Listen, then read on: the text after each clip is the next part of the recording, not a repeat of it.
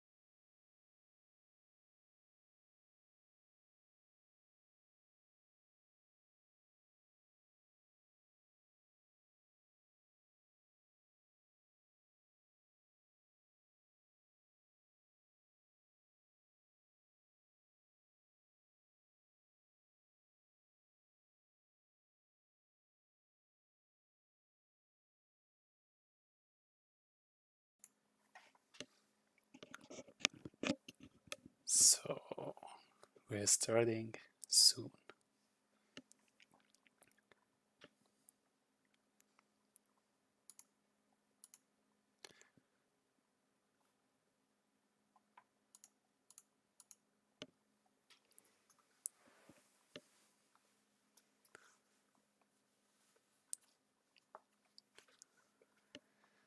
Some little setup things left for the moment. Things like opening up both streams and perhaps maybe also smart starting getting ready what I will do and play.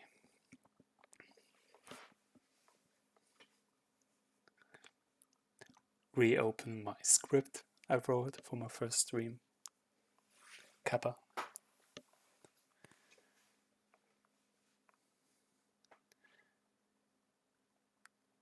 And well, here we are. The stream is live.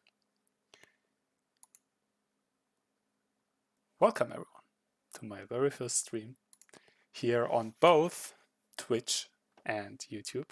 Yes, I could have started my stream in one of those channels, and I was like, there's a possibility to do multiple, so here we are. Yeah, you should also see some restream logo somewhere in there in a corner, so don't worry about that.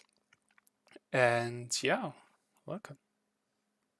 Through the combined powers of OBS, Twitch and YouTube, Restream, my dedication, sources on the internet to help me out, and many things and people more, I'm here. Hello, welcome. So, what will we gonna do? Yeah, first, maybe some words about why I do this.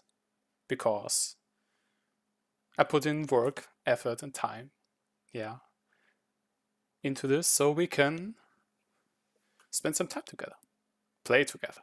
Yeah, I mean, playing games, something I like to do. Digital games and board games, by the way. And yeah, if I look into playing my games that I already know that are maybe not too familiar to many people, I can share it with this stream, play together, obviously.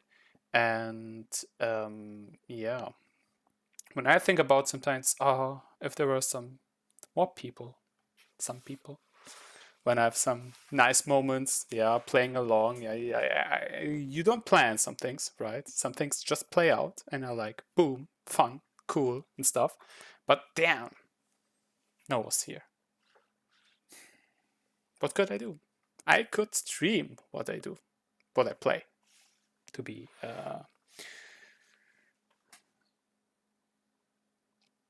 more specific. I see that there are my stream elements bot. It's already in the chat. And my testing message, it's there. Good to know.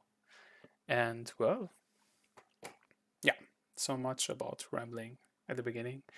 And well, what is it gonna be? Of the games I like card games, strategy games. Yeah, those are my games that I like the most. And for this stream, or at least for my streams on Sundays and Wednesdays, that's what I plan to do. The idea is, yeah, to do a certain card game that I know for long and I love since minute one. Yeah, I saw it, I have played it on congregate.com. I don't know if this is familiar to any one of you. And yeah, I have not scripted this at all. I'm just talking freely and telling you what I want to do. Yeah, game. Here we go. War of Omens card game from Fifth Column Games. There we go. Yeah, Steam is greeting me here. And yeah, here we are. In the beginning, starting screen. I hope it's not too loud. I hope you can hear me, you can hear the game. And I hope my voice is loud enough to be above that one of the game. Oops, I clicked out, the sound went away. Yeah, about the game perhaps, as starters.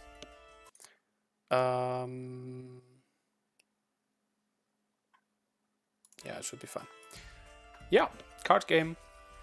I can maybe jump right into game here. This is my main account, so to say. Yeah, I have not prepared a secondary account perhaps, but maybe we might just start here and see what is this. We have some person here, Captain Listrata, some more persons here, so-called heroes, and yeah, either I could start in an AI match, or click to how to play, but maybe I will start here. Loading screen, always with some kind of quote. Yeah. Here's a certain madam. 2 tankards of ale coming right up, my lords. You sure that's all you want? Wink, wink. To spice up the waiting screens. And yeah, what is this card game? 1v1. You have your deck and cards here. The opponent has theirs, and well, you act turn by turn, so that I do my stuff on my turn, they do their stuff on their turn, and in best case, buy units, buy stuff, and yeah, this is not prepared at all. Turn by turn, 1v1, you try to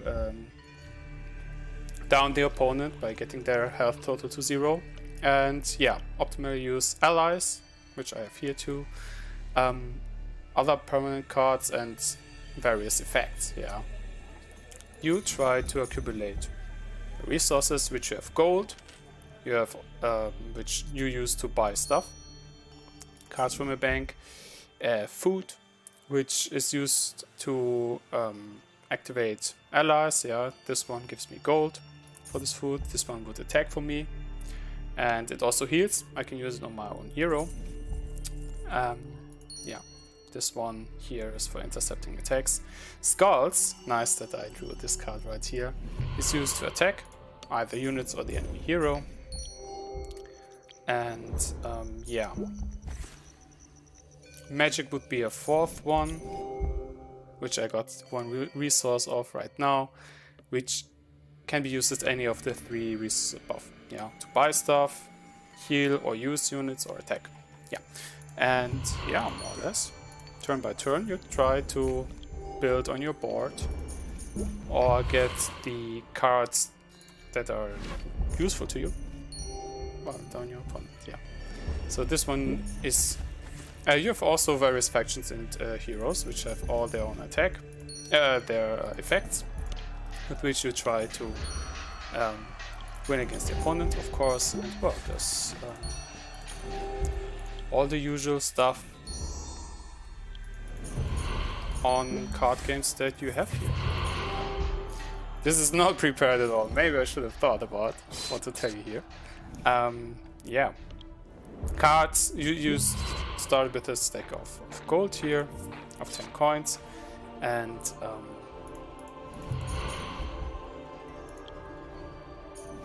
yeah, any card that gets discarded gets back into your deck here. My opponent is from a magic themed faction here and has all stuff that has more to do with gold in units, magic in units, and yeah. Voila. I won here. So, just as a first impression to see what is this here, and yeah.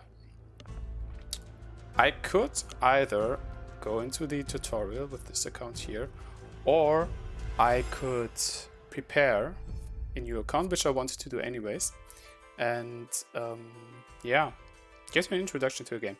My plan was for this stream to play a bit on my main account, show a bit what's there, what is existing here, whatever piques the interest of the viewers. And on the other side, I want to create a new account, yeah, from scratch, from zero, to play here, push it up, yeah, which I will play with whenever I play on stream, so that if you watch on YouTube the rerun of the stream, you can watch it and yeah, go along with the stream, whatever the way it is that my account would unfold. So perhaps to do this, I will close this here and create a new account. I have to see how I have to handle this here on Steam, because I know there are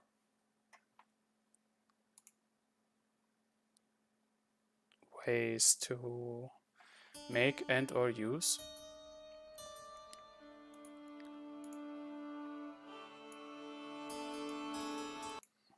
accounts, and I will mute the game for a moment and see what I can do.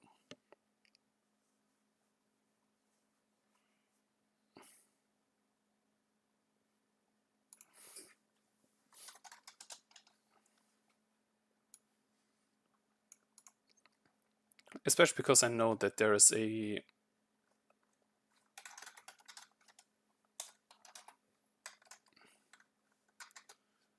account data to your account. I also in the past had created a secondary account because I played this game so much that I have to focus here for a moment, that I have created a secondary account so that I can play a bit more. There are daily quests, for example, also. You haven't seen them because I have opened my game today already, which reward you with silver and packs in the game so that you can get cards, and you will see that shortly. I will only first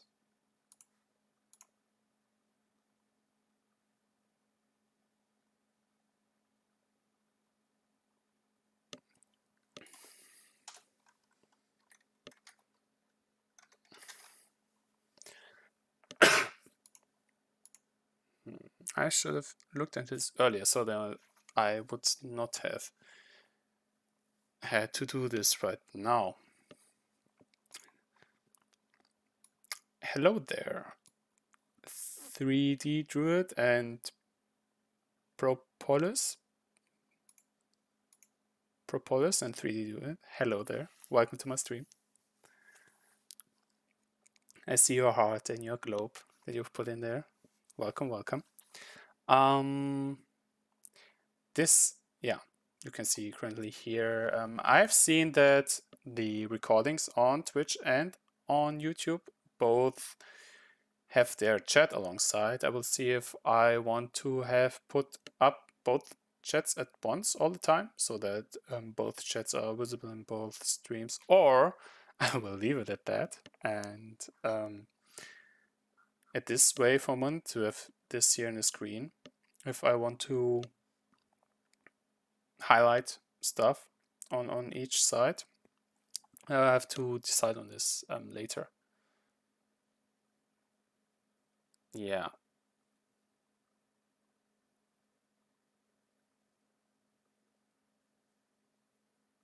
So I have to read into this here for a moment. Sorry for the uneventful moments right here, minutes.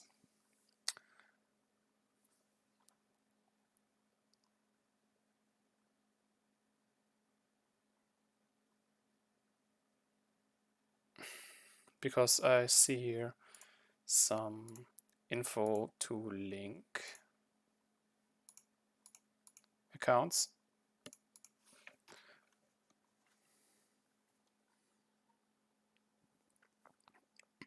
I also have the app on my phone so that I can at first stash the game info in here.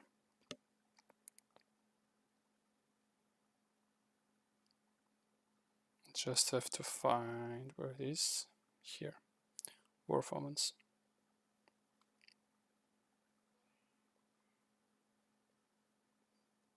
After this is done, I can create a new account, I guess, here. And we can get rolling.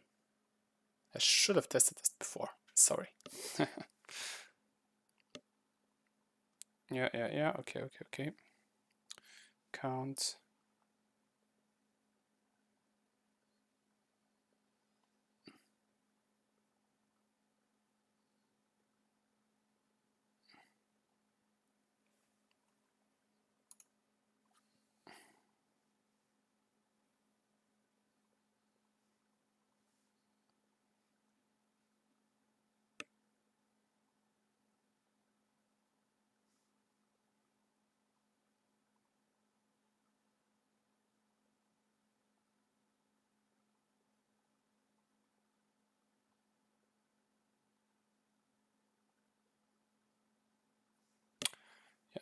Should be done now. Yeah, here's my main account. So if I unlink this,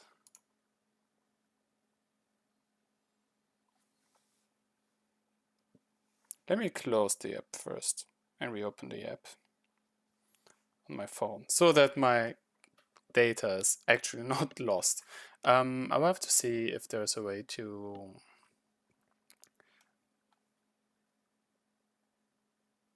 download the data. Have some kind of backup to do this, because it's cool that you have the possibility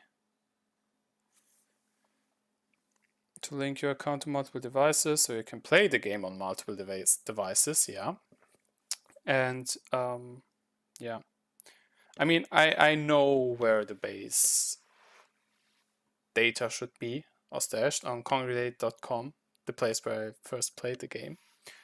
But yeah, so I will perhaps afterwards on YouTube. Can I do it in YouTube? Flag here the position to be yeah, interesting for the first.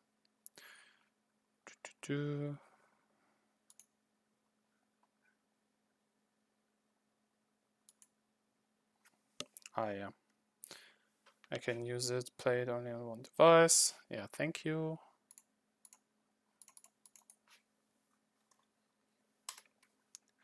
Refresh, please.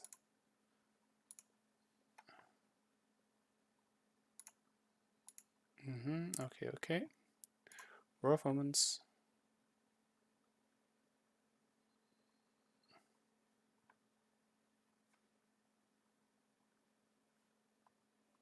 There we go. Count. Unlinked. The app will restart. Was this the account? Yeah, this was the account I used. To play. Okay. But I will always scratch this. I want...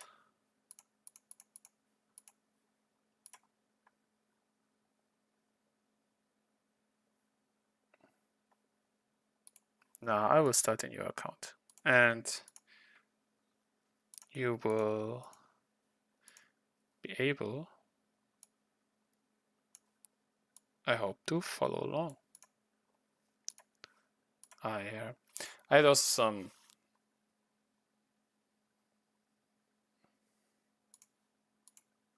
Can I even? Wait.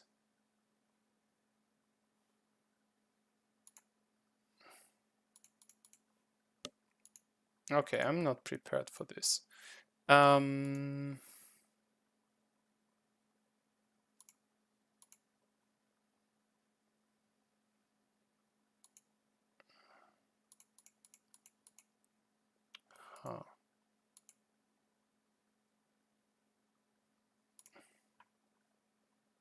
Is there a way to reset my progress?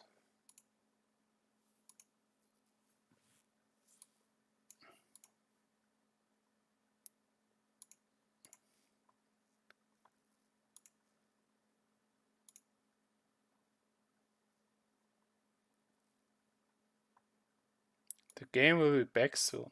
Don't worry, Propolis.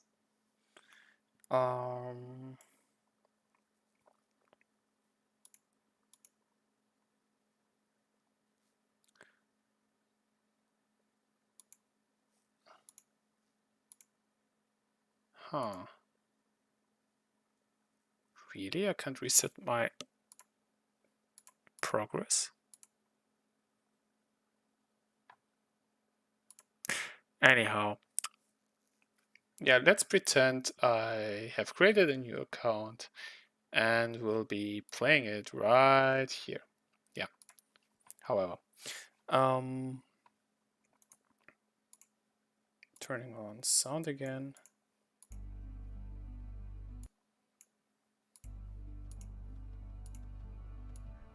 Yeah, there we go. Okay, alright, 20 minutes into the stream, and now finally we will play this game. Okay. There's also new stuff in the campaign. but we will get into this. Yeah, maybe best start now with the tutorial. So when you would start a game, I remember I had started a new account on the phone. It directs you to how to play, and we will get to learn the basics on how to play cards and use resources. I mean, you've seen a heads up at the beginning, and we'll do it in depth with this tutorial. To master a trade, one must study. To master a trade, one must do more than study. Stonemasons must work the rock. Farriers must work the forge. So it is also with war. Let us go and hone our craft. Regent Marsh. Welcome to War of Omens. Let's learn to play. Use an arsenal of cards to defeat your opponent by reducing their health to 0. First, let's learn how to use gold. Click on your coins for gold. 1, 2, 3. Not much else to do. Click and turn. This will redraw your hand and draw another card to your bank, which is on the left hand side. Regent Marsh will then play his turn. Okay. Some of the sound is off. I hope it's back on. Gold can be used to buy cards. Click all your coins, then click on the crits and to buy from our bank. There we go. Sick. Cards are everything in War of Omens. They are allies, attacks, resources, and actions. Excellent. Now let's learn about food. Food can be used to heal allies and activate their feed ability. Click your cursor to feed her. Yeah, it's on turn, has a certain effect when it's on board. Yeah, at start of turn. And if I feed or activate her, I get 1 skull. Yeah, there we go. Curzon has generated a skull. Skulls can be used to inflict damage. Click my picture to attack me with it. Pew! Boom. Curzon will also generate 2 skulls at the beginning of her turn, of my turn. So if I click end turn, I end my turn. They play gold, play serfs, the wealth patron and a serf, and now it's my turn. Now you must prevent him from generating more gold. I can use my skull to target a specific enemy, unit, or the enemy hero and attack them. Pew! But the serf has defended the wealth patron. It has an ability to intercept attacks. I can use the other skull to attack the other patron. Also, my hero has the power to each turn generate 1 unit of food. And this can be used on allied units or my hero. Yeah, so if I use on my hero here, I heal. Cool. So, now I'll play my coins here. You will see if I play all my coins, at the end of turn, I draw 3 cards. It will be always 3 cards. I must press my advantage. Buy the supplicant from my bank and end my turn. Here you go. By the way, I don't know if you have noticed, all Vespitole cards here, this faction is called Vespitole, have an auto screen cards here, have an effect at the end of the card which says on play, draw a card. This is super cool. This lets you cycle a card every time you play a card or buy a card. So if you're like having 1 or 2 Vespitole cards to buy or play, it always redraws 1 card, which I really like as a starting faction thing to have. I mean, this game has various factions that will be showcased too in the tutorial, I think. And the Vespitole thing is to always draw a card whenever you play a card of their house. Not coins, obviously, that would be a bit broken. But yeah, this is a Vespitole thing. And you saw an Endatsu hero some moments ago, or in my first game to show a bit of the game. They base more on magic and gold instead of on the other resources. So that's their thing. And the other 2 you will see. Yeah, so. Buy a supplicant and end my turn. Okay, I will do that. They play a Lowen. When an ally is killed or a card is used, it is not destroyed. It returns to your inventory, where it can be withdrawn into my hand. Use your food to heal your supplicant. This will also feed him and generate magic. Yeah, so my enemy attacked the supplicant. Once it has 2 health, so it survived. And when I feed him food, they heal and trigger their on-feed ability, which was to generate 1 magic. Yeah, and like all other cards, draws a card when played. And yeah, magic can be used as gold, skull, or an apple. And it's quite powerful. So it's a bit harder to obtain than the other resource. Click your coins and end your turn. Do it again. To show you this other card alone, it says draw a card when played. Gain 8 gold, pay 8 back over 4 turns. It has merely the purpose of which it says, to be alone. Yeah, it's a very useful card in Vespitole's world to play. Gain gold and buy something more expensive. You have to pay it back though. So, let's end the turn. Oh, look at that. My card just has been randomly drawn back into my hand. I can play her now, and with her draw ability at the end, I draw a card in her place. It's very satisfying to me. Buy the catapult and attack me with magic. If you have skulls, they will be used first. Yeah, always there's resource that's proper. Yeah, if I play all my gold, I have some gold, with one magic, I buy the catapult with its cost of 8. Attack, first skulls go in, then magic. Now take what you've learned and defeat me. It's only through competition that one can achieve mastery. Let's go. Because magic can be used as any resource, it's almost always makes almost always sense to feed this magic. And yeah, we'll have called the Intrigue to buy. It says +1 skull next to the draw. Inquisitor, very expensive. On turn and feed, it attacks the weakest enemy and gives me 1 skull, so it generates 2 resources for me. The warship is a very heavy unit, attacks 5 times, and is super expensive. In Holy Wrath, draw a card, +1 magic, and then for each magic I have, I attack. If I have like 4 magic and I play this, I get the 5th one and attack 5 times. Also, I mean, the more expensive you go, usually the more useful it is, or has a more heavy effect. Let's see what my enemy has. Devotion, 10 cost, +2 magic, next to the draw. And Synod says, draw a card for 3 turns, restock your bank. Yeah, so at the end of the turn, always the cards restock back here. And Synod helps to get more in here. And yeah, I wanted to use a bit of this time and moment here to show a bit more cards. Because, I mean, if you looked into my resources and their health, I'm done.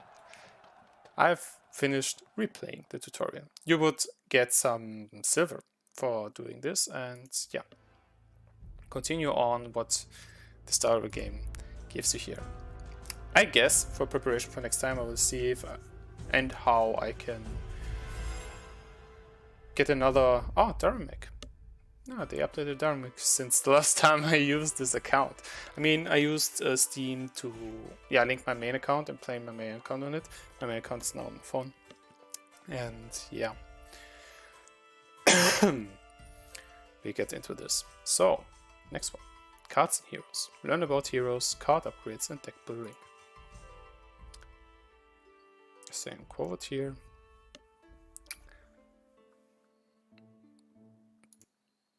Yeah, cards and heroes. Learn about heroes, card upgrades, and deck building. This is my hand. I can play cards from my hand for free, no matter which cards they are. This is my bank, so-called bank. They are bought with gold that I have. Yeah, the price here.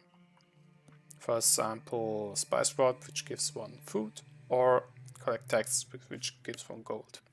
Even though it costs some, it helps with cycling through a deck and getting the extra gold you need when there are other things in the bank. So I'm going to take this gold. There's my inventory. Killed or discard cards go there. Finish my turn to continue. Each turn I draw 3 random cards.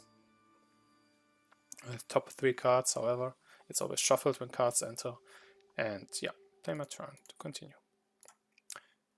There's not enough gold to buy anything here. I will not use the last coin because I will draw 3 cards and my hand size for start of turn is 4. So by ending I get back on 4 cards. It's 1 pocket, so called. I think it's mentioned here later on. I always start with 10 coins in my inventory. Yeah, there are 7 cards now. I bought collect taxes. Plus my 10 cards, it's 11. Yeah, 7 plus 4. And yeah, as you buy more cards from the bank, they're added to your inventory and your chance of drawing non-coins improves. So, I played now my turn again with 7 gold, with 8, I might buy a prayer. Trade company says +2 food, thief says +2 gold. Prayer says magic. Magic is nice, is neat. Play this coin, leave this coin in hand because I draw 3. Yeah, no special cards, still coins. Sad. Each turn you also draw 1 card from your deck to your bank. Yeah, the bank here. Yeah, you restock stuff here at the end of turn. Your deck is the 10 cards you pick in the edit screen in the menus. Yeah, when building the deck. So yeah, going into a game you choose 10 cards to play in your deck, which will then appear here as a bank. And your inventory is what you have on coins. Yeah, the 10 coins at the start of the game, which then, yeah, get more while you play and buy stuff from your bank. Play a turn to continue.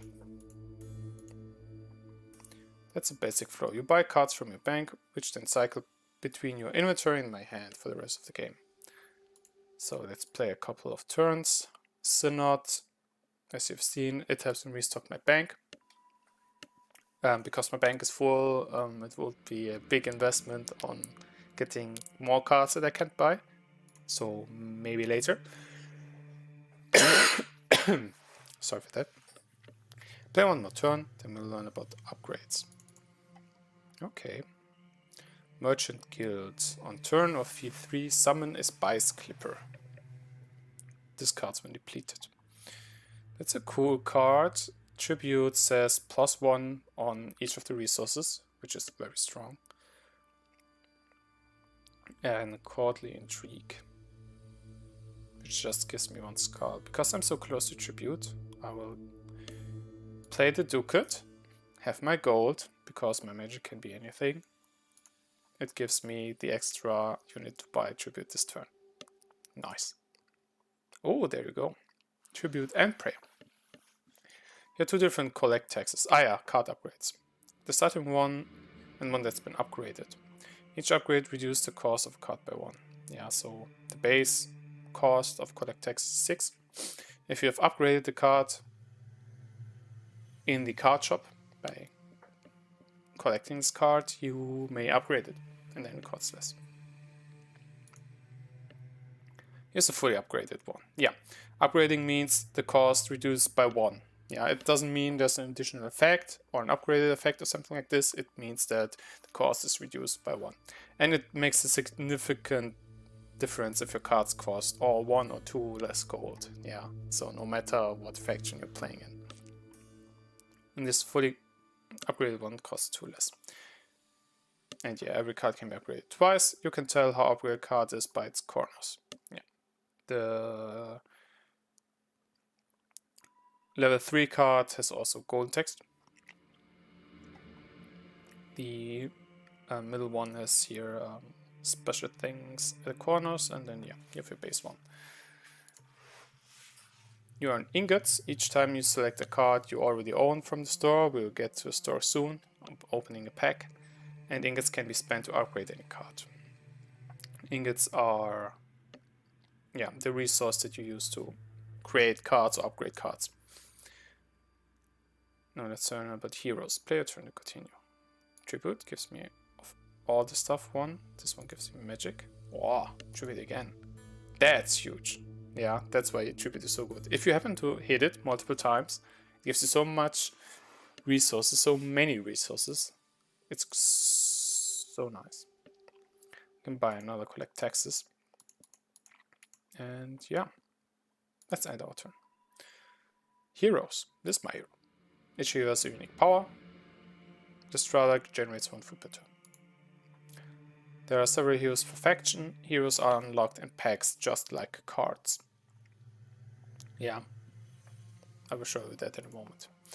Heroes gain experience each battle and can level up. Leveling up earns you some silver and progress towards a unique hero card. Every hero has a unique hero card.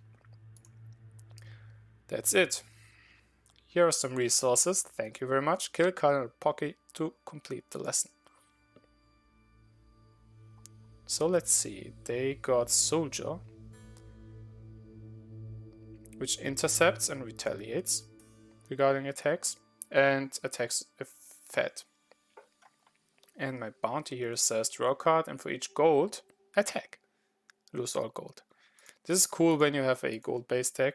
If I buy this bounty, I pay 7. 13 minus 7 is 6 gold. 6 attacks. Pew! Bam! And well, I can heal myself a little and use those cards to attack. Wow!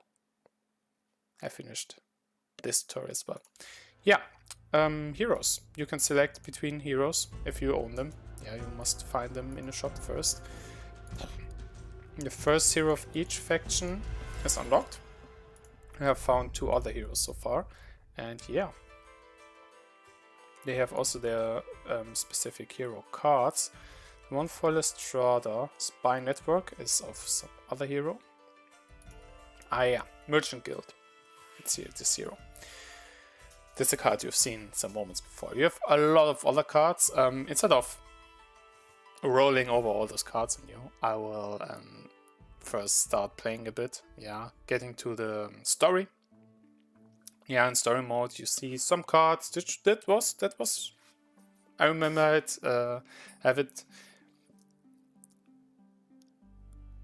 I remember it in a good way back then when I played the campaign. It was a nice pace. 4 cards and a bit of the story. And before, yeah, overwhelming you with all those cards, effects, yeah, all those mechanics in this game. So we want to show you here the hero cards. If you look at the rarity, you have rarity 1, rarity 2, especially if you see them in fights. H stands for the hero card of a specific hero, and the one for the Strata is the Merchant Guild. Spice Clippers are 2 health temporary units that are destroyed when removed, not put into the inventory, which generate 1 food per turn and retaliate. You see it when it spawns. It's the only thing about the cards here, that if they spawn something, you don't see the info on the spawn thing, you have it to see it in play. But that's not a big issue. Yeah, you just see it once and then it's fine. You might just want to like to remember what exactly it is. I think that you can even look it up in the wiki. And yeah. Cool. Meet the Vespitole. Learn everything you need to know to play the green faction. Let's play this again. Hello, Regent Marsh. Same quote again. Boom. Meet the Vespitole. Learn everything you need to know to play the green faction. The Vespitole are a powerful noble family. They use military, spies, economy and religion to fight their battles. As Vespitole, your chief mechanic is that when you play a card, you draw a card. Try it out. Spice Rod, giving you 1 food. Boom. Your deck gains momentum with each card you buy. The more cards you have in your deck, the more cards you are likely to play each turn. Boom. I have some starting cards. Cool. Vespitole cards include actions and allies. Actions give an immediate reward and are discarded on play, which then lets me draw a card. Play your turn to try it. Yeah, Spice Rod, Trade Company, food. This gives me food, this gives me food, this gives me gold. Boom, boom. There we go. Yeah. I play my gold, leave one in my pocket, and my turn. Oh, it got away. Oh no. You also have big actions, which can generate several resources or attacks at once. They are expensive and conditional, but when in use effectively, they can turn the tides of battle. Play the Merchant Guild. Boom. Allies give a reward each turn and stay out until they are killed. There are two types of Vespitole allies, townsfolk and military. Townsfolk have a large return on their investment if kept alive. Yeah, they have no immediate effect, but if they are killed, they're gone. So for Creto, killed your wealthy patron before she could generate any gold. You need defense. Military units defend you and your allies by intercepting incoming attacks and attacking your opponent each turn. Play a soldier and new wealthy patron. Oh, we saw the soldier before. It intercepts always when there's an attack. Yeah, so if my wealthy patron is put into play, she always, the soldier, intercepts always any attack, and on this chance, trigger chance, retaliates. 75% is a high chance, it's a very high chance. So yeah, usually she will retaliate. Okay, I have Spy Sprout and the patron. Here you go. They tried to attack once, but it got intercepted. Phew. Yeah, my soldier intercepted the attack. Having a healthy combination of townsfolk and military is the key to most ally decks. Ally-based decks. Benediction Marshal, activate your allies more often. Here we go. Marshal, on turn activate all allies. Benediction says activate all allies. They can fuel ally decks to new heights. Yeah. Play Marshal. Pew.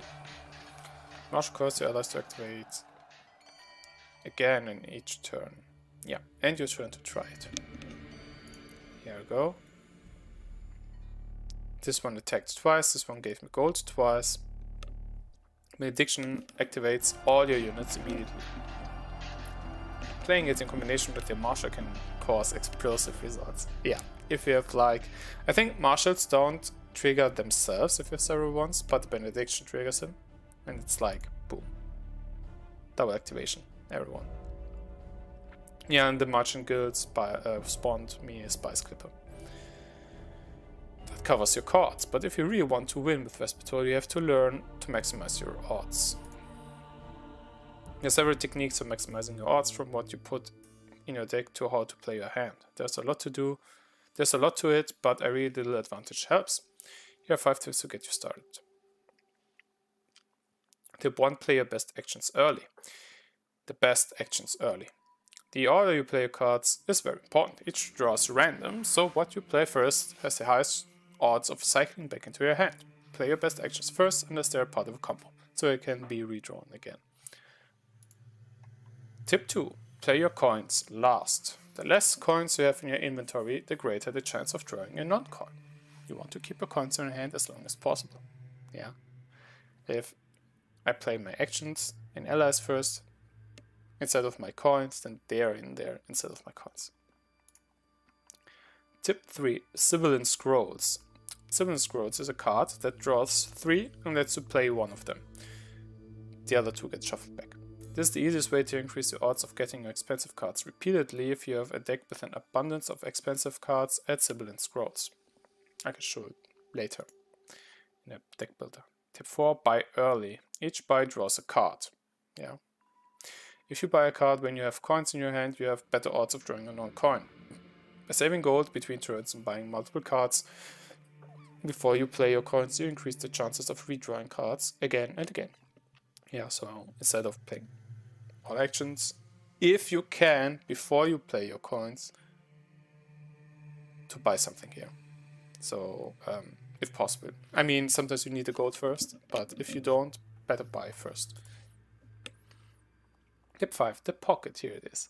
Each turn you draw 3 cards, up to a maximum of 4. That means you can keep 1 card in your hand between turns without penalty. We call this the pocket. The pocket is great for setting up combos, but you can also use it to hold a coin. When you keep a coin in your pocket, it never enters your inventory. That means every draw has a better chance of being a non-coin card. Sometimes you don't want to use a card right away, you want to pocket it, so the other cards get into your deck and out and so on and so forth.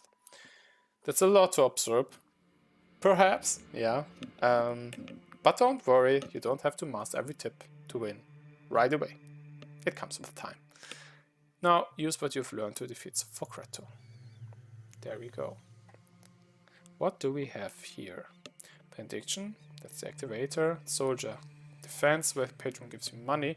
Bishop, 8 gold, 3 health. On turn, +1 of each resource.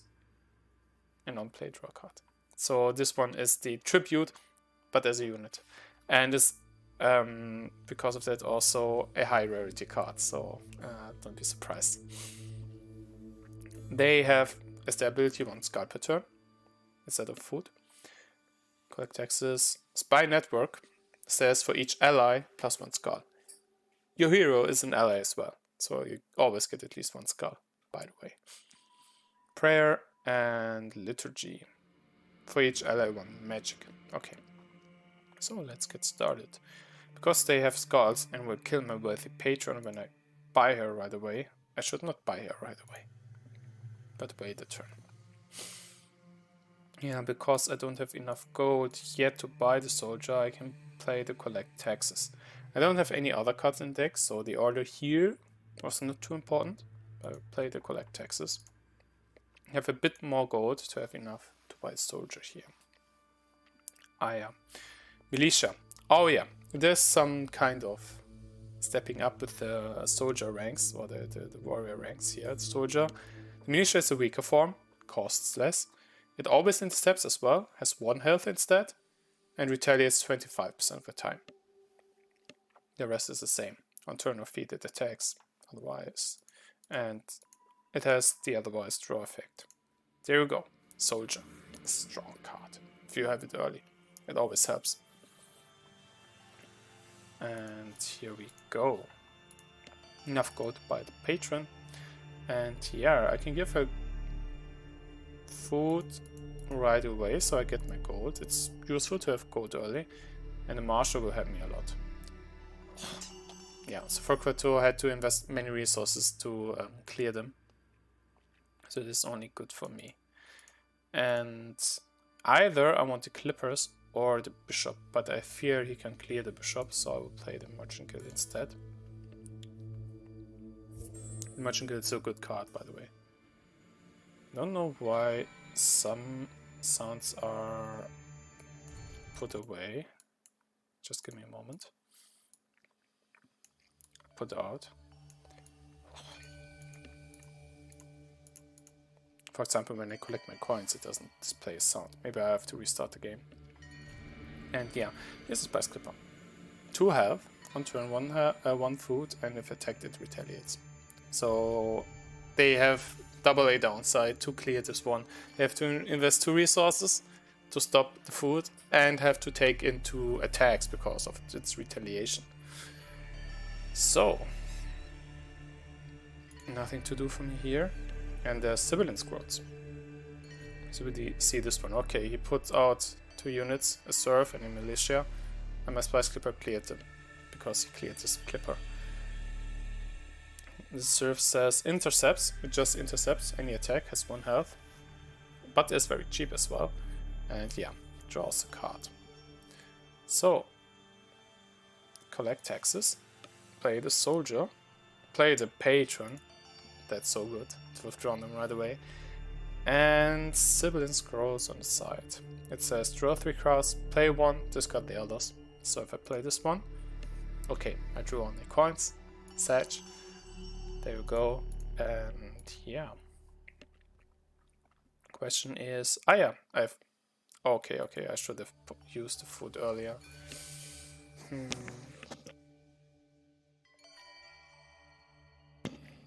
I had to mute myself for a moment, sorry.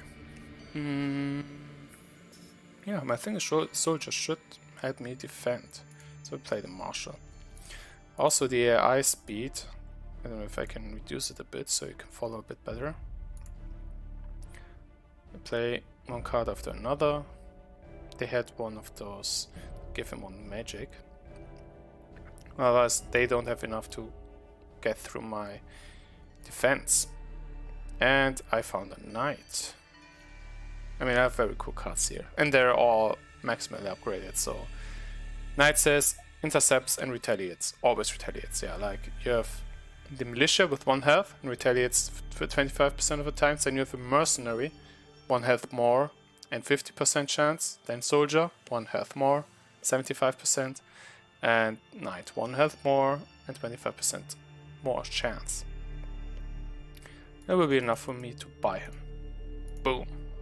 And a knight is very sticky. 4 health and always intercepts and always retaliates. That's very strong. And that for has this rarity. So, Sibylline Scrolls into a Merchant Guild. Okay, see. The other 2 draws would be like whiffs, but I got my Merchant Guild. Boom. And I can get a Clipper already. Let's use it. So that 1 stack goes down. It has 3 stacks, yeah. Every turn it spawns a Clipper. And if the stacks are done for,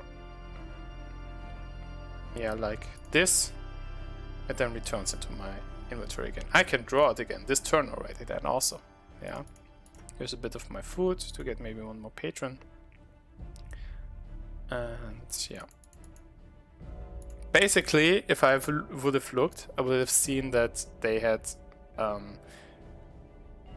enough health to protect against me. Okay, they bought 2 serfs, didn't find any more, and then my 2 attacks go through, and I recast by the marshal. And I have 17 food left per feed. I can make my soldiers and knights attacks, and I have enough to win the game. Boom. I finished replaying this tutorial. Yeah, so you've got an impression on Vespitole here. So, there's a Daramek, Metris and Nidatsu, those are the other factions. And I could play as a Daramek, so you can see them. Or I could start a campaign. So, because the campaign does not feature the Daramek in the beginning, I might postpone it for later. Yeah, and yeah, if I edit my decks here, I have a certain deck set up already.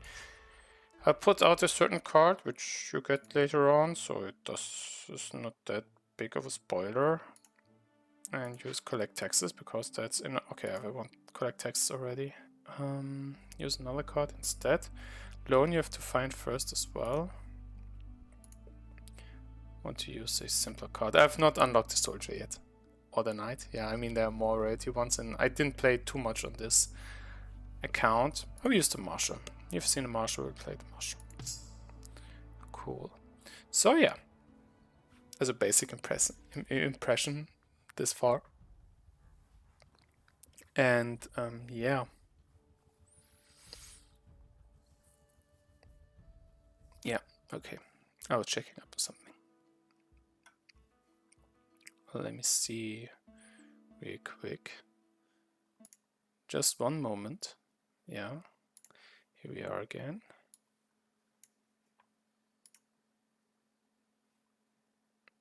I might change the stream title here.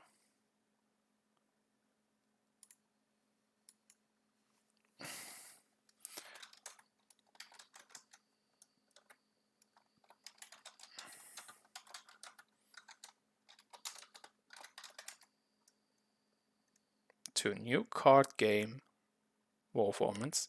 New, kind of new. It's a bit all about regarding how unknown it is. I will put it in as new card game.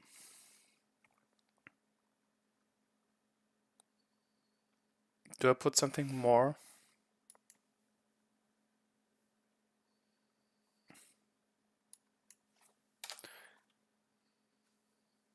Oh, there's something in my eye here. Sorry.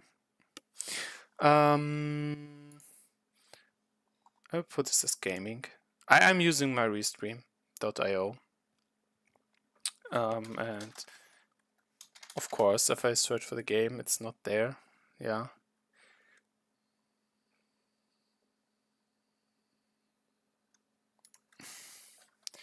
Live to you. Boom. War of Omens. indie card game, big potential.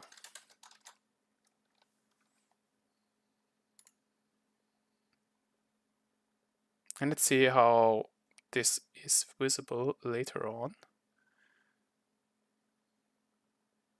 When I check on the VODs. At least I hope both sides will have the VOD there. If not, I think I have checked on YouTube that it will be there at least, and then I will see how it will be on Twitch. But yeah, let's get back to it, shall we? Cool. Yeah. So we have got to know our Vespitole faction. Yeah, those are the green dudes here. Yeah.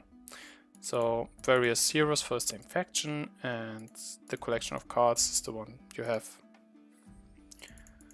overall. Here at Daramek they have like red stuff, and they're like some kind of tribal going around. Tribe. Then you have the Metris, which are like underground society kind, the infiltrators, and so on and so forth, and the Indatsu, which are some magical folk that rely on their magic, what they can do with gold about it. And yeah, if we take a look at the store, this is how the store looks like. Yeah, I have here to unlock higher tiers of packs. Yeah, the way this game is set up, you have your quests.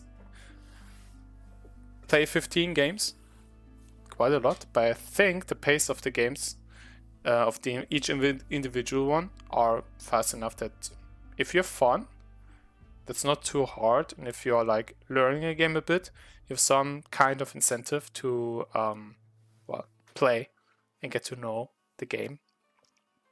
Consummate Metris, win 5 games in a row with Metris. Usually in a row, it's always easiest to use the weakest enemy AI, so that this should be doable.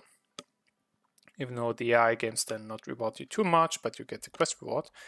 And win 5 journeyman games with Vespitole. Journeyman, it's, if you look here, single player, you have like various difficulties here for your AI opponent. It depends on this difficulty what card upgrades they have, right? And yeah, on top, finish any daily quest to earn a free oak pack.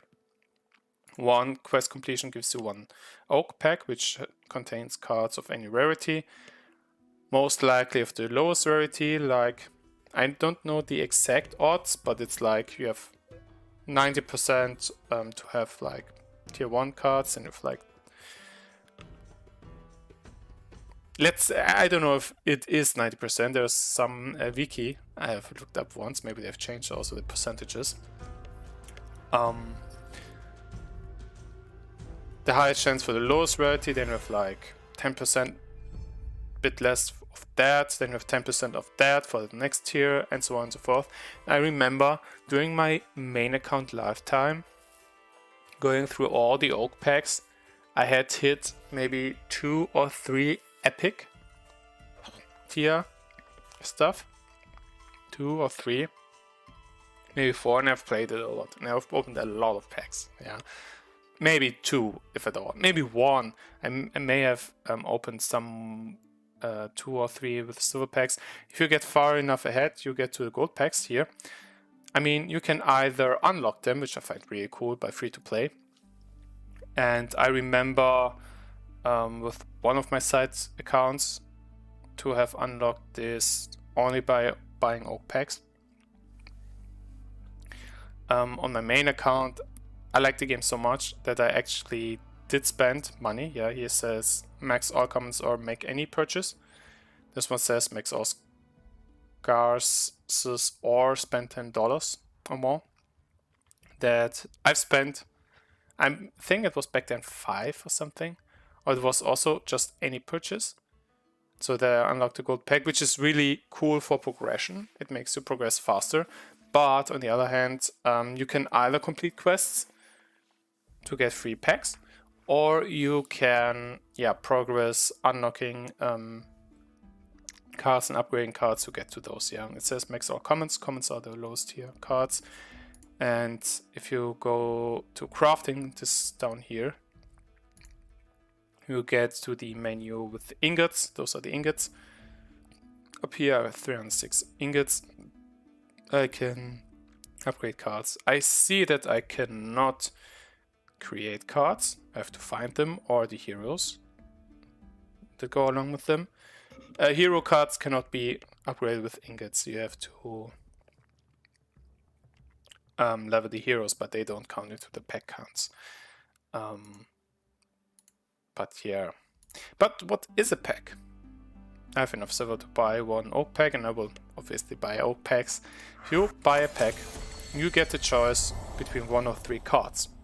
Yeah, I don't know if you noticed, I went through all Vespitole cards with the menu, and there are not like 100 or 200 or thousands of cards. So it's sensible to have like the choice of 1 between 3, in my opinion.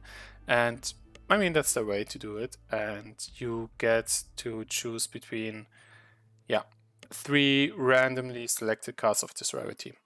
Yeah, so if you hit a uncommon or scarce or rare card and so on and so forth, you always have the choice between 3 cards. You can then say, okay, if there's maybe one you don't like and don't want, you can always dodge it.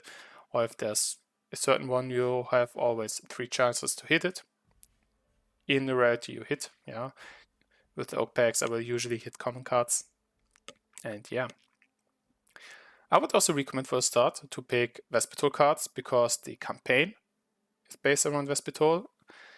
If you like the other factions, of course, you can look into them. Yeah. The Worth Patron, we know already. If we collect enough of her, we can level her. It's like 20 steps, I think.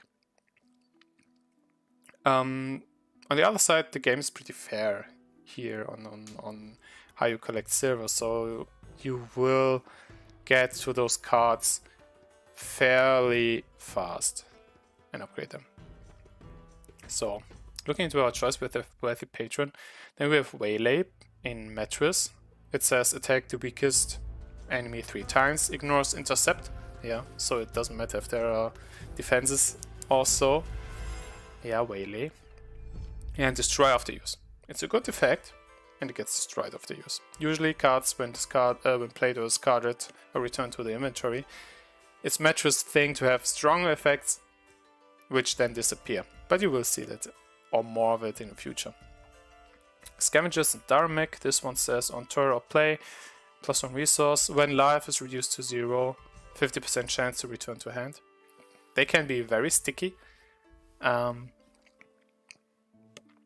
When you play them in a Daramek faction, and they are very popular to play in any deck because they generate resources and keep to your hand. And yeah, but as we said about Vespitole, maybe push those cards. And yeah, when I go back to menu. I can buy another one. Yeah, get a new common. Surveillance says 3 skulls over 3 turns and destroy. Gold panels are also very key. Daramek's basic cards are really key basic cards. They can be used in many decks and are quite useful. The Argoreth Flower, it's more or less, yeah, and that says a bit thematic around those. It says, yeah, on hold, permanent +1 stack here, and on turn for each stack up to 4, it generates 1 magic per stack. And that's just a mechanic. If you hold cards in your hand, in your pocket or otherwise, they gain stacks. And the Argoreth Flower is a weak unit that generates several magic if stacked properly. Because the panels are good, and you see that it's already leveled up once, you have that those steps to the level 2. I mean, I know which cards are good. If you don't know, either watch my stream or my VODs, ask in chat if you like to, or yeah, just try, look, experiment, have fun. That's what games are about, right? So yeah, if you are interested into getting yourself invested into the game, either play a lot. I will play until my quests are finished at least.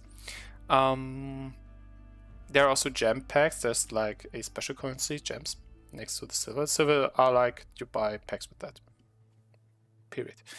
And the gems you either collect if you log in on 7 individual days. Yeah, also the daily login thing. It's not like some stupid, you have to be in a chain, and if you miss one day, your whole chain is gone or so. No. There's on 7 days that you log in. On the 7th one, you get a gem.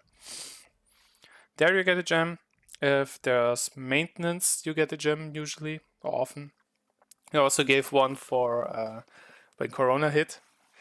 It was nice flavor, in my opinion, to do that. Or buy them. Yeah. So if I go to the plus sign, you get the menu for buying stuff. Either gems, which are, in my opinion, maybe a bit expensive, but if you like to do that, do it. You get either gem packs, which give you access to the most rare cards very easily, and you can also buy an alternate outfit. The one for Captain Stroller requires you 2 gems. Yeah. This one here, 2. I know they can be a bit more expensive at times, 4 gems, for example. A bit barbaric. Don't mind that too much. You will understand when you see the faction more. And yeah, diamond gems you use either on the gem pack or on alternate outfit. The alternate outfit is a skin for that character and allows you to save an additional deck and gives you 50% bonus XP for the hero. You can currently save 1 deck per hero, per character. With the alternate outfit you get one more slot. It's a bit to incentivize you to get those skins, get those gems, and get to play the game, right? So, we're going to the store. Yes, that's more or less about it. Yeah, you open the pack. Deceit is a good card. Draw 2 cards from foe. With Flower and Scroll of Petals up, quite basic. For Indatsu, quite good. The Scroll of Petals is very good. Now with Flower is an ally based deck, but that's also fine. But I like Deceit, so I'll pick Deceit here. So, yeah, that's about it for introduction. I can either show you Daramek already, or yeah, I think I decided on a campaign, I guess. No, so additional chapters planned. Oh, no, they are released. Yeah, I remember. You get to chapter 12. The ones afterwards are coming soon. So let me hydrate real quick. I might get a bit dehydrated here.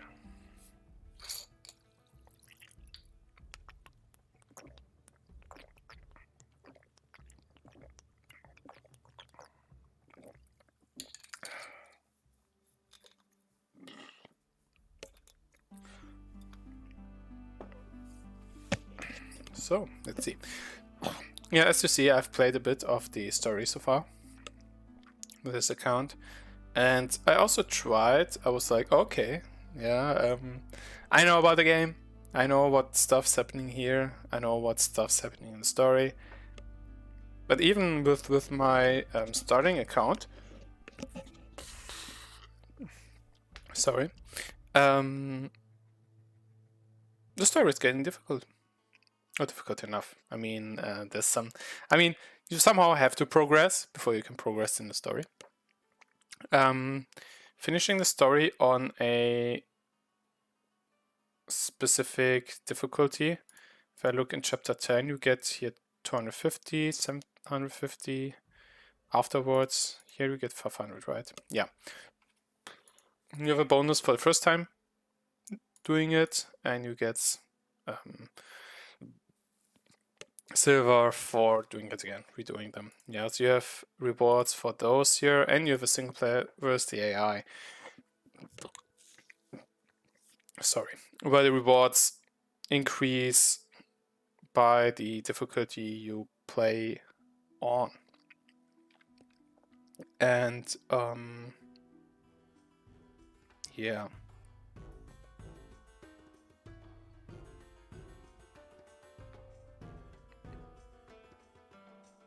You see that you get silver and ingots. The most rewards, obviously, in the highest difficulty.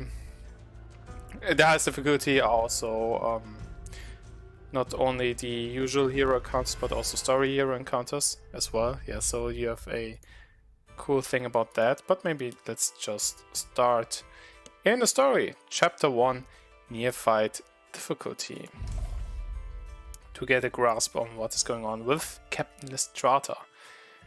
It was long ago, in the years before the war. My father, Listrata says, sent me away to distant Almeria to study at the University of Geaths. My classmates were children of viziers, imams, and amirs. I was an Ausonian noble by birth, but to them I was just another foreigner. Getting bullied in class right away. But let's see. Now we learn the ways of war. Can't we read from the Divan-e-Kabir? Listrata, focus please. There we go. The very first real fight on this account, on the stream. Yeah. Let's see what we got here at the start. We have a militia. Here intercepts and retaliates sometimes. Spice Route, giving food. Palisade intercepts two attacks. Yeah, the stacks are written there in the upper left hand corner. And our patron. Yeah, the sound is gone. Before I continue, I want to restart the game once. Because I don't know why some sounds are cut off. I don't know if you noticed from before. Getting right back very soon.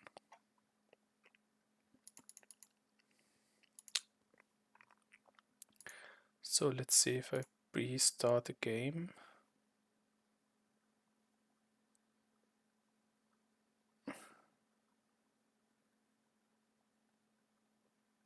Maybe this linking and unlinking made some problem here. Campaign, chapter 1, Neophyte. The ways of war. Listrata, focus. Yeah, finally! I knew it. I don't know if it was the tutorial or the linking, unlinking of my account here, but yeah. Will be as almost like in the start of a new account. Also wonder if I really want to do that after doing this here. I will see if the VOD is online as I hope it to be and decide based on that. So yeah. Let's get started. Okay, my starting bank is different now. There's the patron, the supplicant. 2 health, on turn feed, 1 magic. The serf, which helps me protect, and the spice route for food. They have a rampart. Oh, their effect is 1 gold per turn, so they have an easier economy. Rampart intercepts 4 attacks. It's like an upgraded version of the Palisade. Palisade defended 2, this one defends 4. The Marshal lead the charge.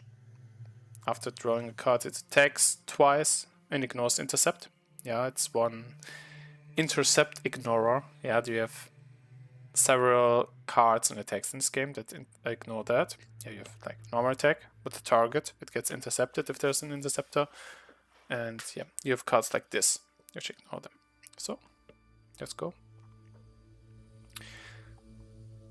I will let Spice Route rotate out of there first. They bought to collect taxes. One who is outwardly pious, but always scheming to enrich himself, is a wolf. He preys on his knees, but when his prey is near, he falls upon it speedily and renders it to shreds. Wisdom. Regent Ashkar. My teacher. I could either get the supplicant or the merc. Mercenary.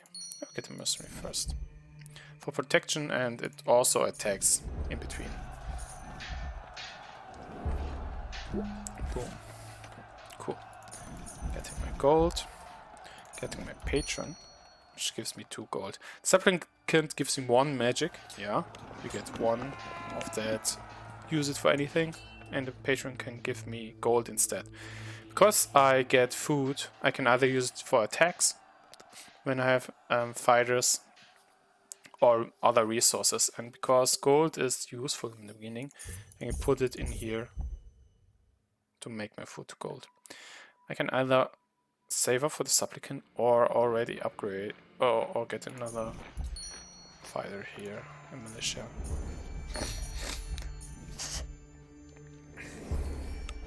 Footman is the core of your army, but a farmer in times of peace. His armor padded with leather or cotton, reinforced with steel. His weapons, modified farm tools. By what name is the weapon? The Gizarm. Oh, correct. Something Listrata remembered. More gold. Supplicant. Let's get you in here. An embargo. Foe loses 1 resource. If there's no resources, it waits until it happens. It took 1 resource away from me. So, yeah. It was 1 gold, I guess. Because I have the other 2 resources. Put my foot into magic. Maybe get more protection here. More defenders. Lethal charge is undirected. Attacks twice with a random target. So it only hit once my merc. And we're already done. Excellent form. They taught me their language, their numbers, and the wisdom of the ancients. And above all, I was trained in the arts of war. But without my parents, I left adrift. Why was I here? Did my father intend for me to become a warlord? No army goes to war without a city behind it.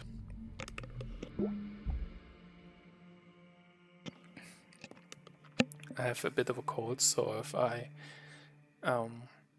mute myself sometimes or hopefully sound a bit ill, don't worry too much.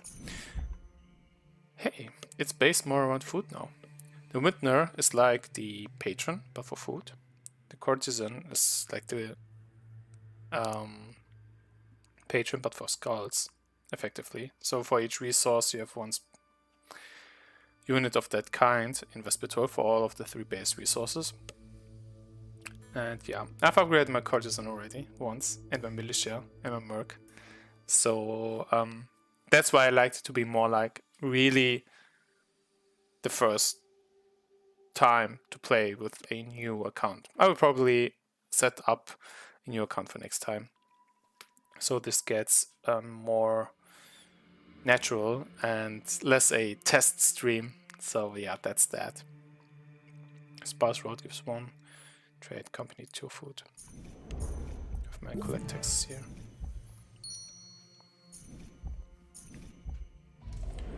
No ruler, however great, can accomplish anything alone. Even Carthus, who talked directly to God, had a vizier.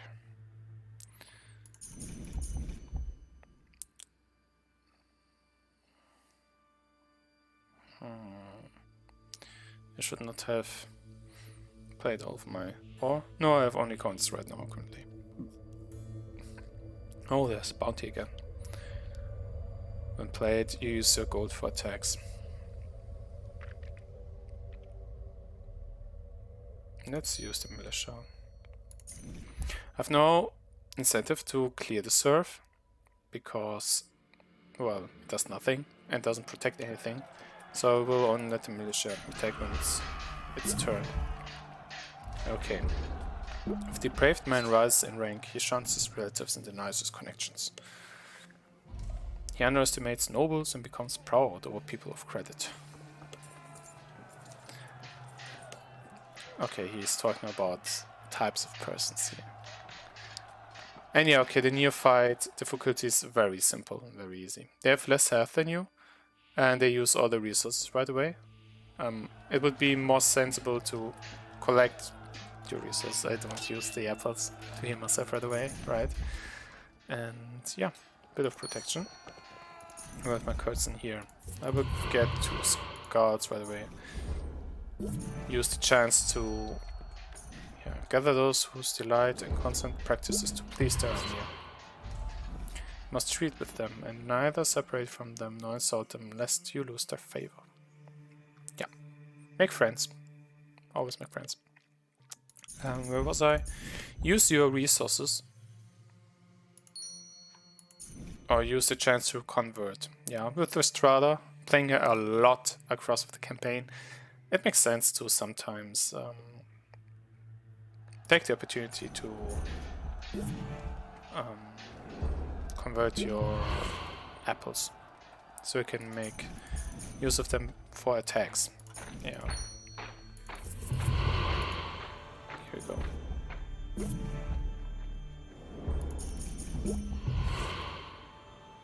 Spice Rod. I could have won. Sorry. Wine contains good and evil in equal parts. Kings, emperors, and the most devout servants of God have all waged bloody war for it. Booze. Pew. I have enough now. I've taken a moment to check on that. Boom. I can either do it one by one, or chart it up and do everything at once. You have excelled at your studies. Coming years, the regents and the elder students became a family. And then there was me, the strange foreigner. I was respected for my talents, but I was not one of them. They called me a bal after the roast carried out to sea by the wind. Oh no, not feeling at home. The modern war is not won on the field, but in a drawing room. Now collecting skulls, right? Okay, and now the deck is skull themed. Masquerade Ball. Lets them get 2 skulls when bought and used. Spy Network, 1 skull for each ally, and the tribute, each resource. Once.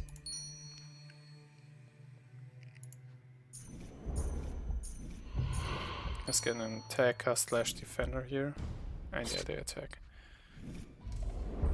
The Desert Mouse keeps 2 doors to its lair, so that it always cheats the hunter who digs for it. Oh yeah, the 2 mouse lair entrances. The classic. Yeah. Yeah, they're easy difficulty. You always use their resources.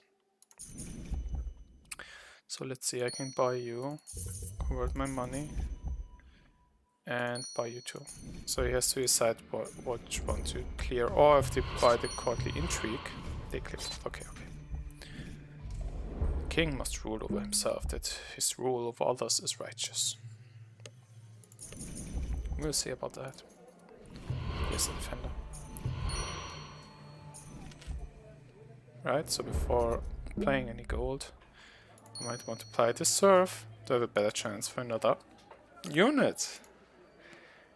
Look at this. I found both of them right away. That's really good. I'll buy a subkin for that. And I found a crits. Nice. Full board, full house. 2 get intercepted. And okay, it's really... After one strikes with deliberate intent, expect no code to be followed in response.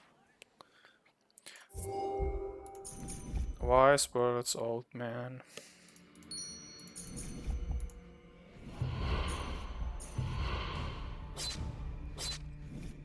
And very simple AI.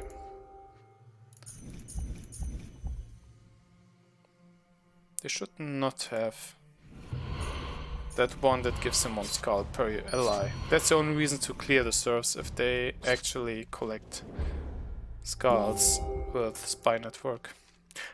Cool thing, I can feed him and get the magic, so the food's not wasted, and it's upgraded. So by the militia. And by the marshal. Oh, nice.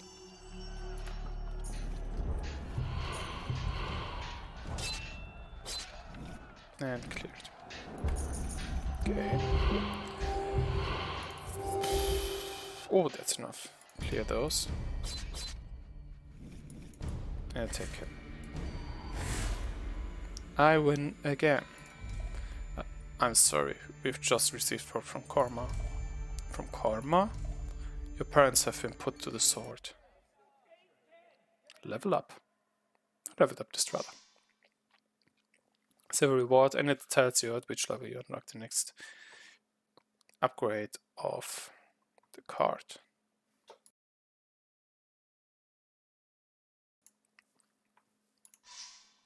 Nice. Chapter complete. Yeah, I leveled up Listrata. And got silver for it.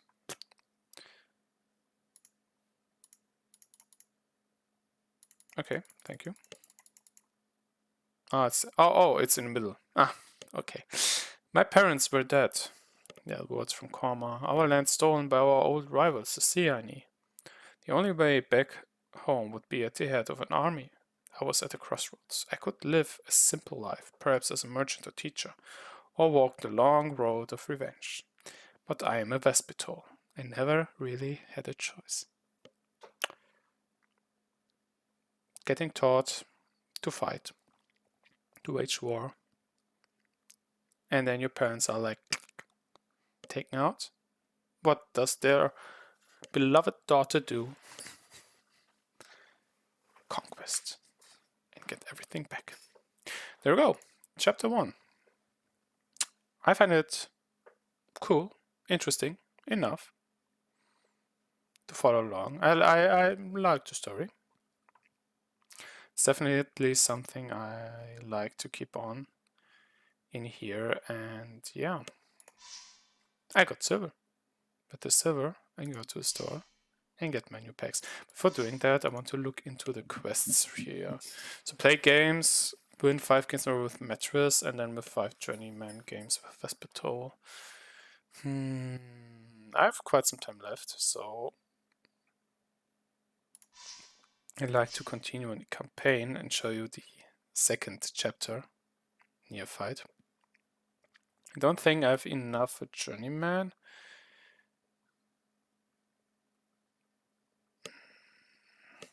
Or perhaps, yeah, if I set up my account, I might do this chapter per chapter then. So yeah, that's a good thing. So, if I look into Metris, we have 5 games in a row with Metris. I'll show you Metris first. Or I'll show you Daramek first. I will show you Daramek first. Let's do the tutorial here. Right with the Daramek. Explore the powerful combos of the Red faction. The ugliness of civilization is its ambiguity and contradiction. I bring it the ultimate clarity, the ultimate beauty. I bring it death. Mogish.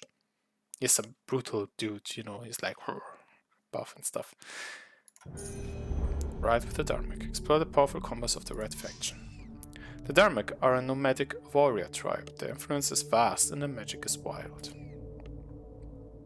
The herd is the heart of their magic. Maintain your herd for resources, then sacrifice it for a burst of power. Player goats. They are the core of your economy. Herd of goats. On turn, 1 random resource. They have a lot to do with random resources. But it still works, and I really like that.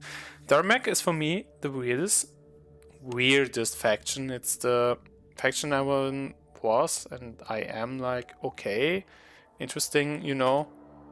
You have your sacrifice your units interactions, and your random resources, that you get random resources is very common here, instead of getting specific ones, but it works, and I find it fascinating. So let's see. Healing a herd is often a good idea. Heal your goats. For every herd there is an associated compound. For goats, it's the poultice. Goat poultice. Restock herd of goats, draw herd of goats if you have one, and activate all goats. Boom. You will only draw a goat if you have one already in your inventory, but it will always restock a goat to the bank. Pew. Now an example. Now that the goat has been killed, it has returned to your inventory. Play the poultice again to see the full effect. Pew. Continue to grow your herd. Shepherds protect the herd and collect extra resources from it. They're a good addition to a herd-based deck. When the time comes, you can convert life into resources. Choose one to sacrifice. Reduce slaughter. Pick an ally to sacrifice. Gain random resources equal to the victim's life plus 1. If I sacrifice this herd of goats, the non-goal one, upgrade one, I get 3 resources. I got 2 magic and 1 food. Bigger sacrifice will yield bigger rewards. Sacrifice the remaining allies. Carnage. Sacrifice all allies. Activate sacrificed allies. Each hard sacrifices results in an attack. So there are 6 attacks. This one says cancel 2 attacks on turn from the enemy. On turn for each herd I get 1 random resource. So this gets activated and this other random resource gets activated. If it's fed, I restock a herd also. So let's see. Pew. I got some nice resource and attacks. Another route to resources is through rights. Yeah, there's a thing about rights here too. Activate the right and play your coins. It says until end of turn. For each card you play, plus 1 random resource. Pew, pew, pew. Daramek also use idols to enhance or augment their play. These idols are all activated when you consume magic. Ah yeah, Sacred Tortoise. It gives on magic feat 1 gold. This one on magic feat my hero attacks.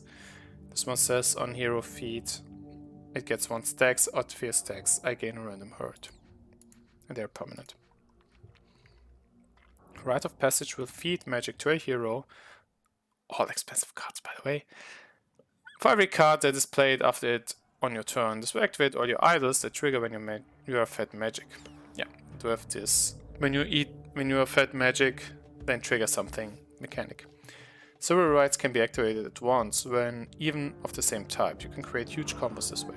Yeah, a right stays until the end of turn. If you have another right, you get another stuff per card. So the Overseer will activate any ally as it is played, even if that ally already activates and played.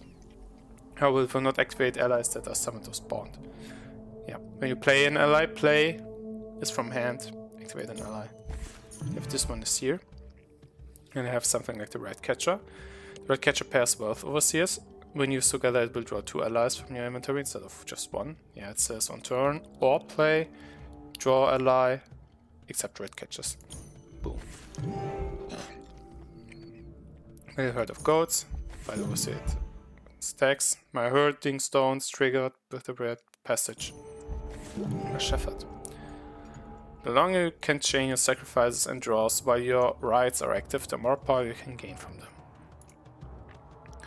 If you find extra space in the deck, consider the following cards. Shrine of Rebirth will add power and resources to any deck by allowing cards to return to your hand instead of your inventory. Ceremonial Dance can make any good deck better by allowing you to double up on key cards. And now, face Morgish in combat. The weak must make way for the strong. Phew phew. Let's go. Pew. What happened? Ah yeah, Herd of Rats. On turn, foe loses 1 resource. Yeah, the rats gnaw on their resources. Let's see, we've seen a Goat Poultice, Sacred Tortoise, the Overseer, and Slaughter. This will trigger by the Overseer. Usually it would have triggered on turn, at start of turn, but with the Overseer it triggers here as well. And let's see. Here, my power is, when drawing your hand, 1 drawn card is an ally. So, Ezra is really good at keeping your allies together. And Morgish, on the other side, says, feed Morgish magic. It sacrifices the strongest ally and attack for victim's life. So he doubles down on this feed me magic thing, which lets him get extra attacks. So let's see. They ever heard of boars? On turn they attack, and on death they gain 1. That you gain 1 random resource. So they are good with sacrificing. with the slaughter, the ritual slaughter. You have goats. Heard of Aurochs. They have a lot of health and say on turn they get 2 resources, random ones. When life is reduced to 0, they have also this mechanic here. 25% chance, return to hand. It's a low chance, but they can be sticky. And it's really... it hits hard if they manage to survive to your hand. And Stampede says all allies attack, including your hero. So if you have a lot of allies, Stampede. So let's go overseer, goat, get some herds with his feet effect. You have they glow green. You always see you can play something. Herd of rats, Aurochs. Can you do more? More goats. Can I do more? More of this. Boars, sacrifice. I mean, the tutorial gave me a lot of resources, okay, so I want to use them. And Aurochs. More goats. Boom. Ah yeah, Ezra's effect gave me the boar right away.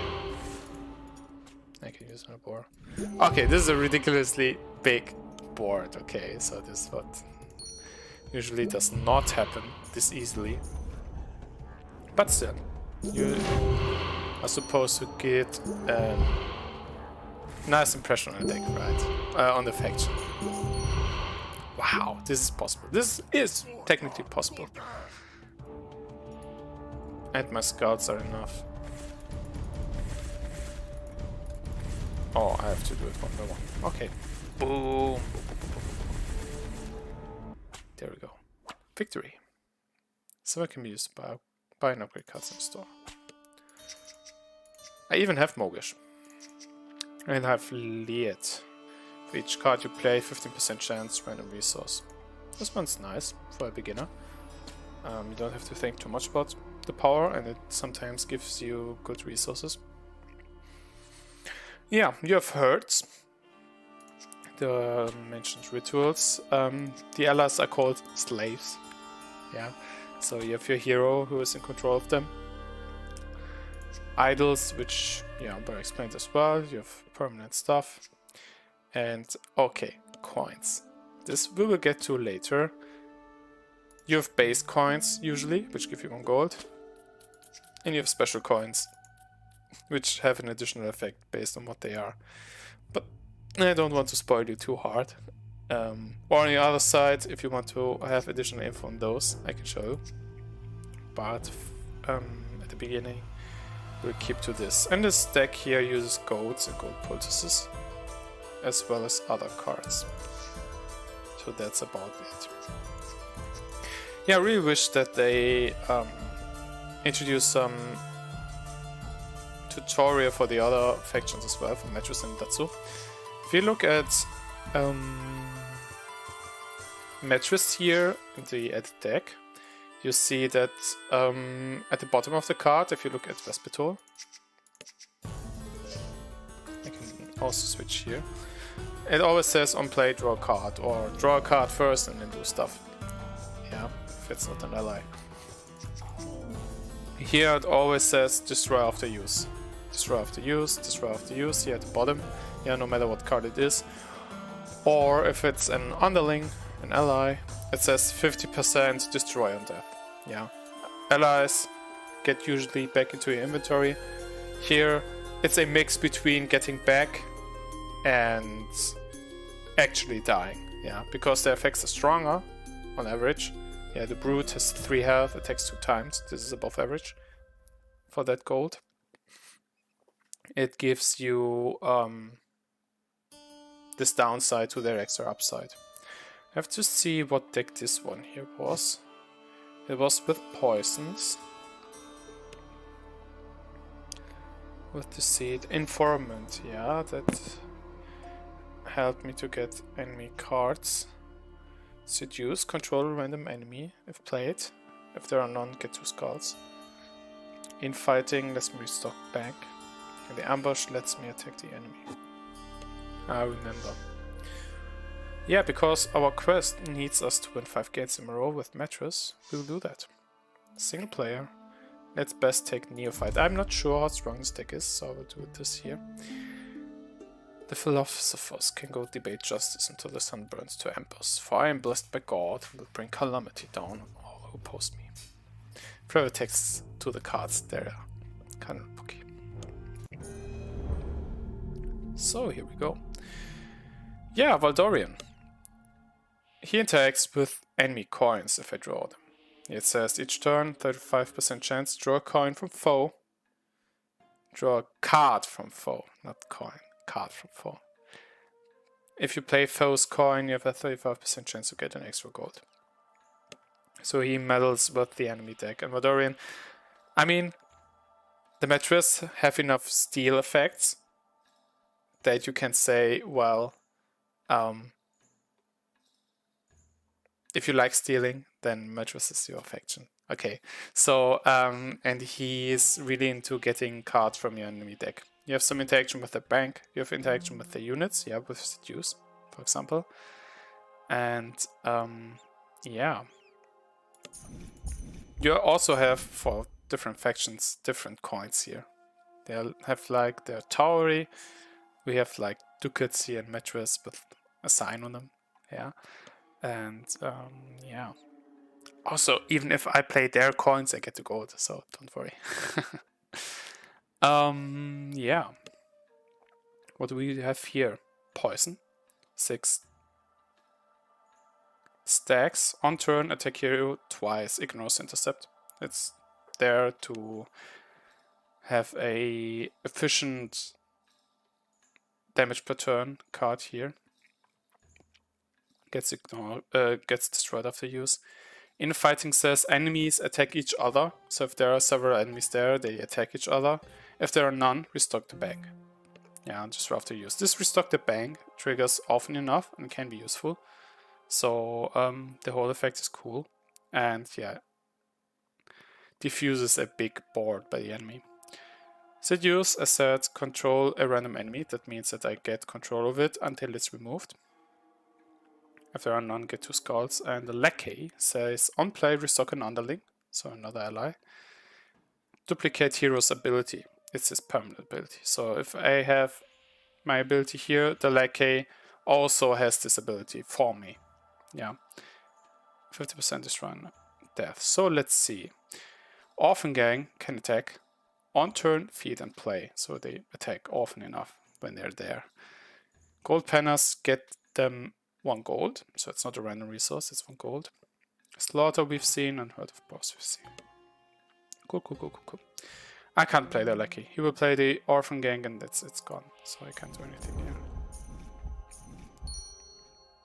Or the Boars, they also attack, yeah. Lepers save, attacked, retaliate. The Lepers have 3 health, don't do anything else, but are some kind of meat shield if you want so. And yeah. Because this is a unit, I can seduce it to my side. Yeah, cool that my cards are so powerful, they do this seduction for me. So if I get a Lackey, it's a 50-50 if he plays the Orphan Gang, but he does not have enough gold for that, actually. So I can play this one. Okay. Shepherd's Gift. Each turn plus 1 random resource. Yeah, that's the idol that gives you resources per turn. So, I have 2 chances to get an extra gold now. Boom. Nothing. Sedge. Deceit lets me draw 2 cards from the foes deck. Both of them have their chances to get me extra gold, and could be any cards they have bought along the way. So yeah. If I get Apothecary, I may get poisons here. It says on feed gold, it restocks a poison for me. You've seen 1 poison? Oh no. Oh no, it got destroyed. Sad. But that's the thing about here. Poisons, well, restocks poisons. It fuels my deck.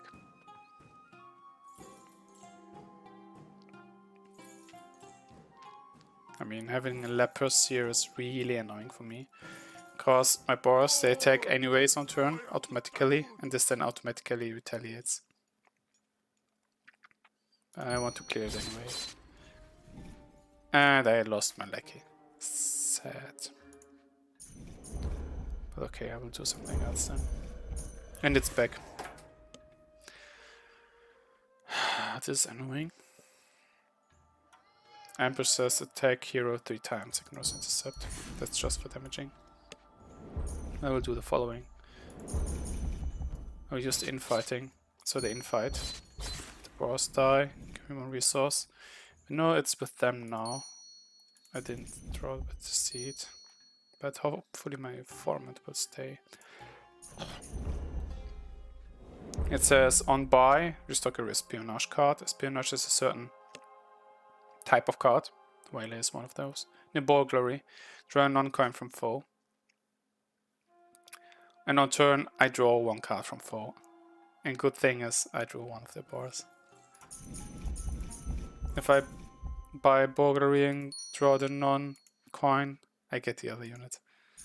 So Metris is proficient in stealing cards, which can be really nice. Waylay.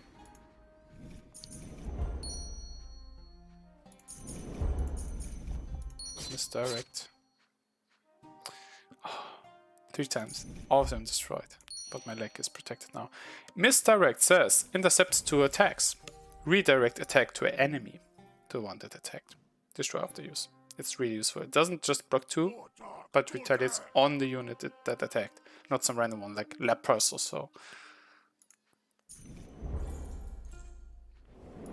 So you should see a showcase of it now. This one attacks here.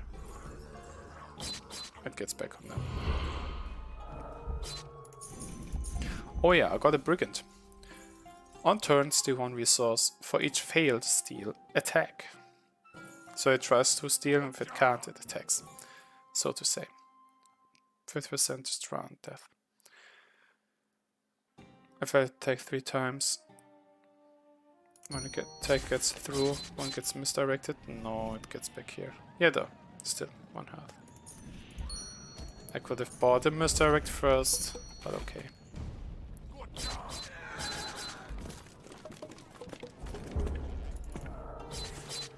Couldn't steal anything. I got through. Nice. Yeah. So, after getting you to know stuff of here, this should get faster. Let's see. Goats, Aurochs, Rite of Combat until end of turn for each card you play, hero attacks. This one is attacking, and Rite of Brute is giving you resources per card played. So maybe first I will be a bit passive. And I play goats. So I can get hold of those goats. Maybe.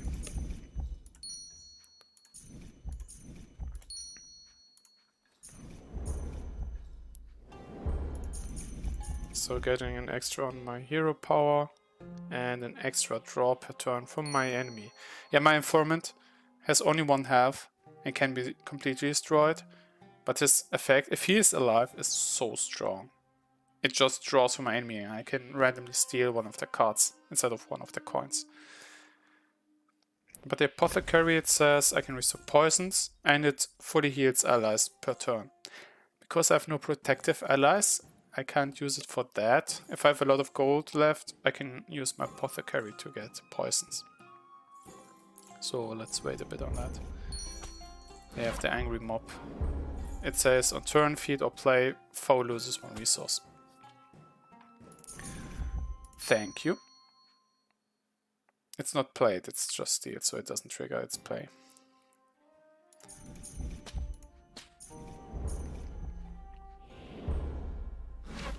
They have another card in the deck. Yeah, heard. Thank you. I found Ransack as well from my informant. Yeah, the informant and Lackey, they're very cool if you find them early. Or if you find them at all, because they can provide extra cards for you. My Ransack is a very cool card. It's very key in any steal or takeover kind of deck. It's very useful overall. Draw 3 cards from foe, steal one of them, return the other 2. And if it's a coin, you get also gold. So either you find a non-coin and have something useful, while maybe perhaps steal stuff on along the way, or get a coin and refund this gold you put in here. If you upgrade this card to 5 or 4 cost, it in turn generates you gold if you hit on only gold. Yeah. This can also provide you money. And yeah. I start to accumulate gold.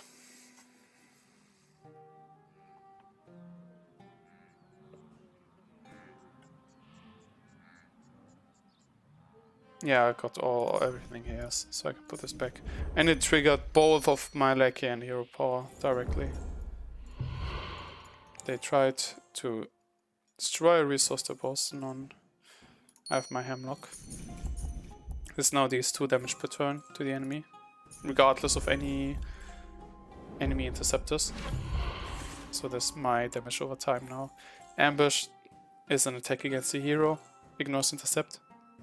So my enemy is a target here. I have 2 skulls, I can put him low, put him on pressure. By Apothecary. There are 3 poisons in the game. Hemlock is the middle one, 2 damage per turn.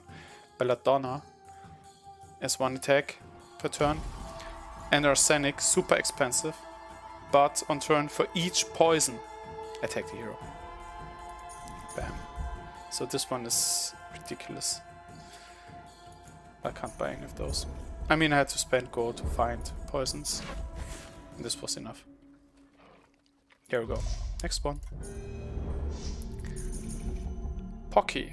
1 gold per turn. And we know those units. Cool. Deceit. Ambush. Boom.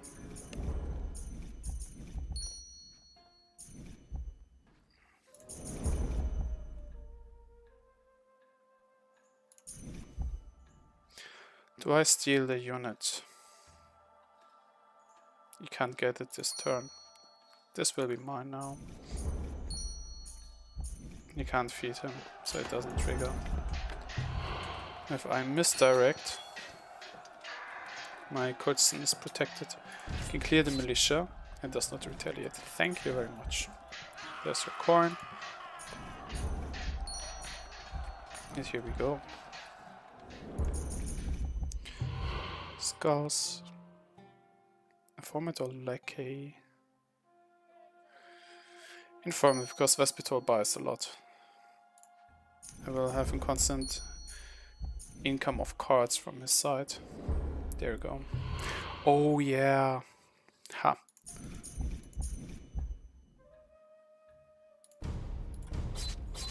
If I clear them, I have a chance to get them. I don't know who draws first.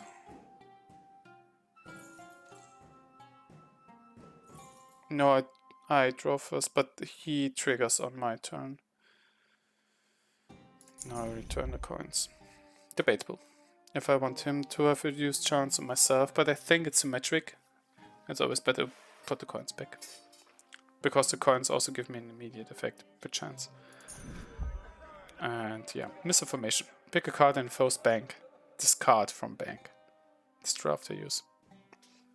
So my misinformation card here, it says a big rarity. It can remove a card here. So my opponent can't buy it. Okay, got me a brute. Thank you. Gold. 1 by my informant, 1 by myself, 1 by my lackey, because my lackey has a chance. Wow. That's big. Something that annoys me too much. I don't think so yet. So I will keep my misinformation. He will attack twice per turn for me. Embargo. Attack.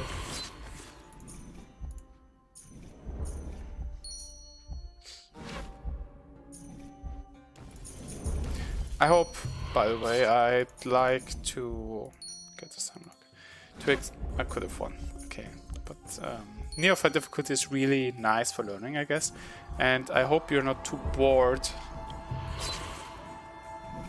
by me explaining so much and reading out all those cards. Because you can't hover above them. That would be really nice if there would be some extension for this from the viewer's perspective. And I skipped over the quote here. But you can read on them yourself when you play. It's free to play. This game is free to play. I didn't know if I mentioned it, but this game is free to play. You can get it on Steam, Congregate, I don't know where else, but and the App Store. There you go. It's really easy to access, I find. Yeah, I think. So have a try yourself. If this piques your interest, go ahead and get opinion on your own play. And yeah, I hope you get to like this game, because I like it. Yeah, and I'm really fond in the future to stream this more often and play this with you. So let's see. Defense is good. Misdirect.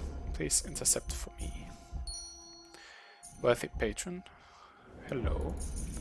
I think I will make a waylay and remove you. Maybe draw you? No, I didn't draw you. But I got extra gold and got my informant. Is there a problematic card for me? The ballista perhaps. So I will remove you from their bank. There you go.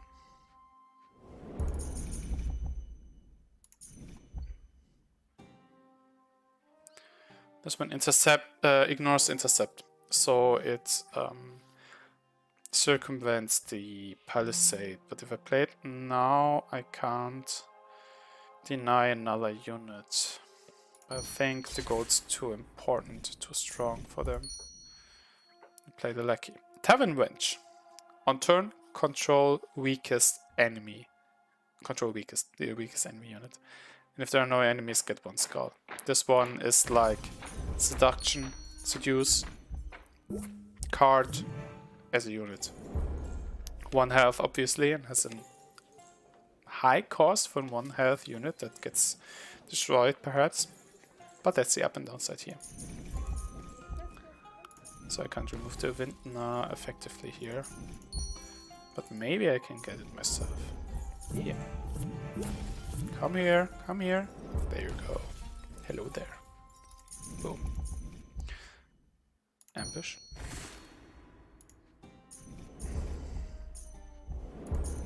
Ooh. Assassin. On turn, or when you gain skull, attack weakest.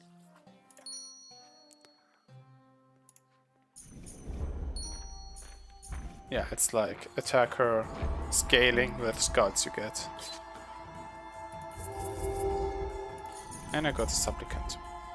Thank you very much. I can make with the Vintner, if I feed him 2 gold, he gives you 1 apple. And supplicant can make out of that magic. So thank you very much. Boom. I can hold so to charge my attack here. Valdorian got to level 5. So reward, thank you. Drown the night with screamings, build an awful at the edge of a circle and breathe here with entrails. This will please the shepherd and he will reciprocate. Weird, right, but okay. Weird flex. Let's see. Gothrak's Midden. When foe spends a resource, 10% chance gain it. It's an idle. Permanent effect. On board. Cool when your opponent juggles a lot with resources and converts them. You get an extra copy of the resource. That gets spent. Yeah. War Red says on turn attack twice. So I can buy a turn 1, so I will keep waylay. The lackey can help me. but it will restock and I will lose the space in my bank, so I will simply use the seed first. And they played Warred. I'm like, hello there, goodbye. I think I will take the informant. Hope, yeah, they can't, they don't have enough gold to buy any response. And I get a card. Ah, Stolen Plans. You get to see a lot of Metris cards with this deck because the Lackey and the Informant help me get extra cards. Select a card from foe, restock a copy. Destroy after use. Stolen Plans lets me get the plan of one of those cards my opponent has. This can be very useful if I can choose a card that I want to have. Right? So Lackey, help me get more money. No! Don't die, don't die, don't die. Yeah, thank you. Misdirect. So this will at least redirect this back, and they sacrificed the red. And I got the red. Wow.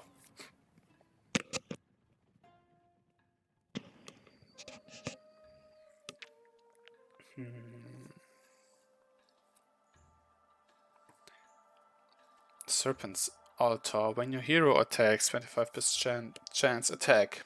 Additionally, another idol. I could get Rite of Brood or Gotharksman. I'm thinking about what to get. I play the Seed. I get also extra gold. Yeah, thank you. I get an extra Informant. First, because none of them appeal to me too much. Reconnaissance. 3 turns. That was a game, because I have some Daramek stuff here. For 3 turns, gain 2 skulls, destroy after use. Do I ambush for damage? Not yet. Starving Mob. Rite of Brutes is cool.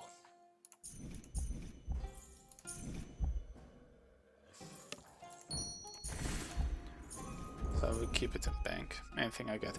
If I buy something cheap that I maybe cannot use right away, I can at least keep the other cards in bank. It restocks anyways every turn, so the lowest card gets stocked away. And maybe I don't want this to happen sometimes. If I play Rite of Brute now, combined with the Seed, I play the Seed and get 2 more extra cards. So I have 2 more triggers here for extra resources. Play Lackey or this. I'm 1 resource short to win.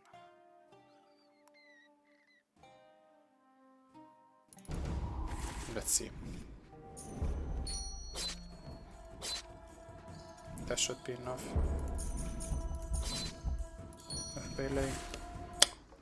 There you go. I have 8 games played now and 5 Metris ones. There you go. And I earned a draft ticket. Draft tickets for the tournament game mode. Tournament is a draft of various cards, of kind of all the cards you have in the game. You can enter it with 1 of your tickets. I got 4 by just playing quests. And with special tournament heroes. Yeah, they are not heroes that you have in a usual game mode, but heroes that you have, in tournament mode. And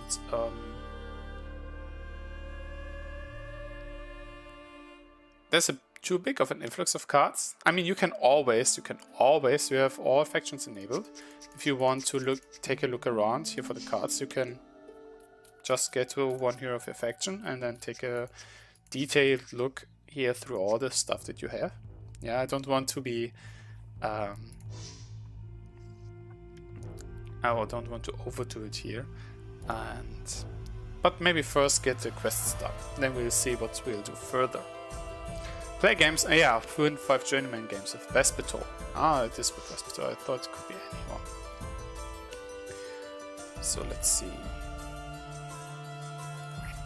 Here, journeyman. 100 silver, 5 ingots. These cities are bloated carcasses of a feeble race and I'm despair ready to burst them. It's a bit bloody.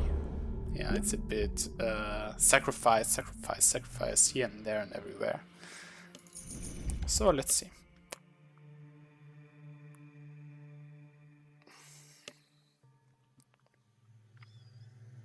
Let's get the cheaper defender first. So I can buy the wealthy patron now. Get my money converted already. My food into money. They got money. Devotion is to magic. Masquerade ball to skulls. They can't attack me yet. Marshal. Give me money. After Marshal triggers some unit, it triggers its feat effect.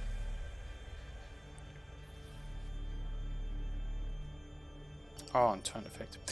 With Wealthy Patron, Courtesan, and Windknight, let's generate one resource. It's a balancing thing. Supplicant. Thank you for the magic. And now we'll get the militia already. So I can always get 2 attacks. Attack. But not the other one. Okay. Interesting. There are also some AI things that I don't get yet. I don't know if it's a difficulty and I have it as a smarter thing if it's above Journeyman, that they do smarter things. Because this is straight up wrong to do this way, obviously. But we'll see. Malediction. The single best card in Vespitole. You have it in every deck, possibly in every deck, except you have a specific combination that you want to play. Malediction is the board clear against your opponent. Yeah, it's not a symmetric one. It's even attack each enemy, and units usually have 1 health or 2, so it clears half of the board most of the times. It's really strong. It's really efficient in what it does. And I happen to get it from store already. Even though I haven't unlocked any higher tier packs. It has rarity 3 and it's so good. It's so good. It's the first milestone in my opinion that you want to reach. It's the first thing. It's like, if you see Malediction, must click, must get. If you see him in packs. Really important card. Really important card. Ah, oh, it's a really important card. I can't stress enough how important this card is. And look at that. Enough resources. Shift click. Boom. Next one. Ah, we know this one. To master trade.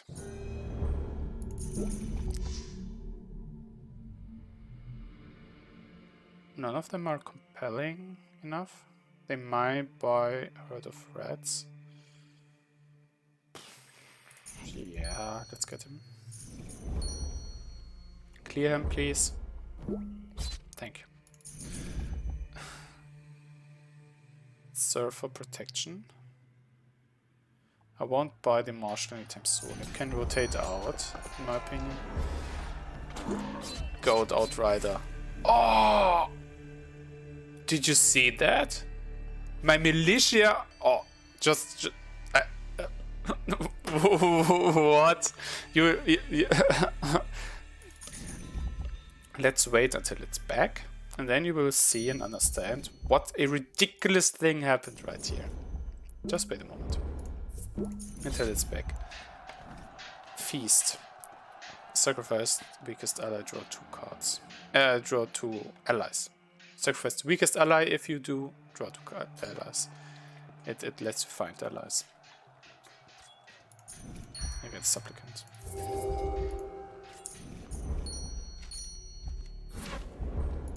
OMG. I almost can't believe what happened right there. That's ridiculous. Colossal Aurochs. On turn, attack 5 times. When I've reduced to 0, 50% chance, return to hand. Really sticky fighter. Really, really expensive for Daramek. I'm waiting for your goat, Outrider. Madam. Can you be a bit faster? Can you have more skill drawing it, please? So I can explain to the viewers what happened here. Can I clear you, or will you stick to hand? I clear you. Okay, because it will not show up so fast.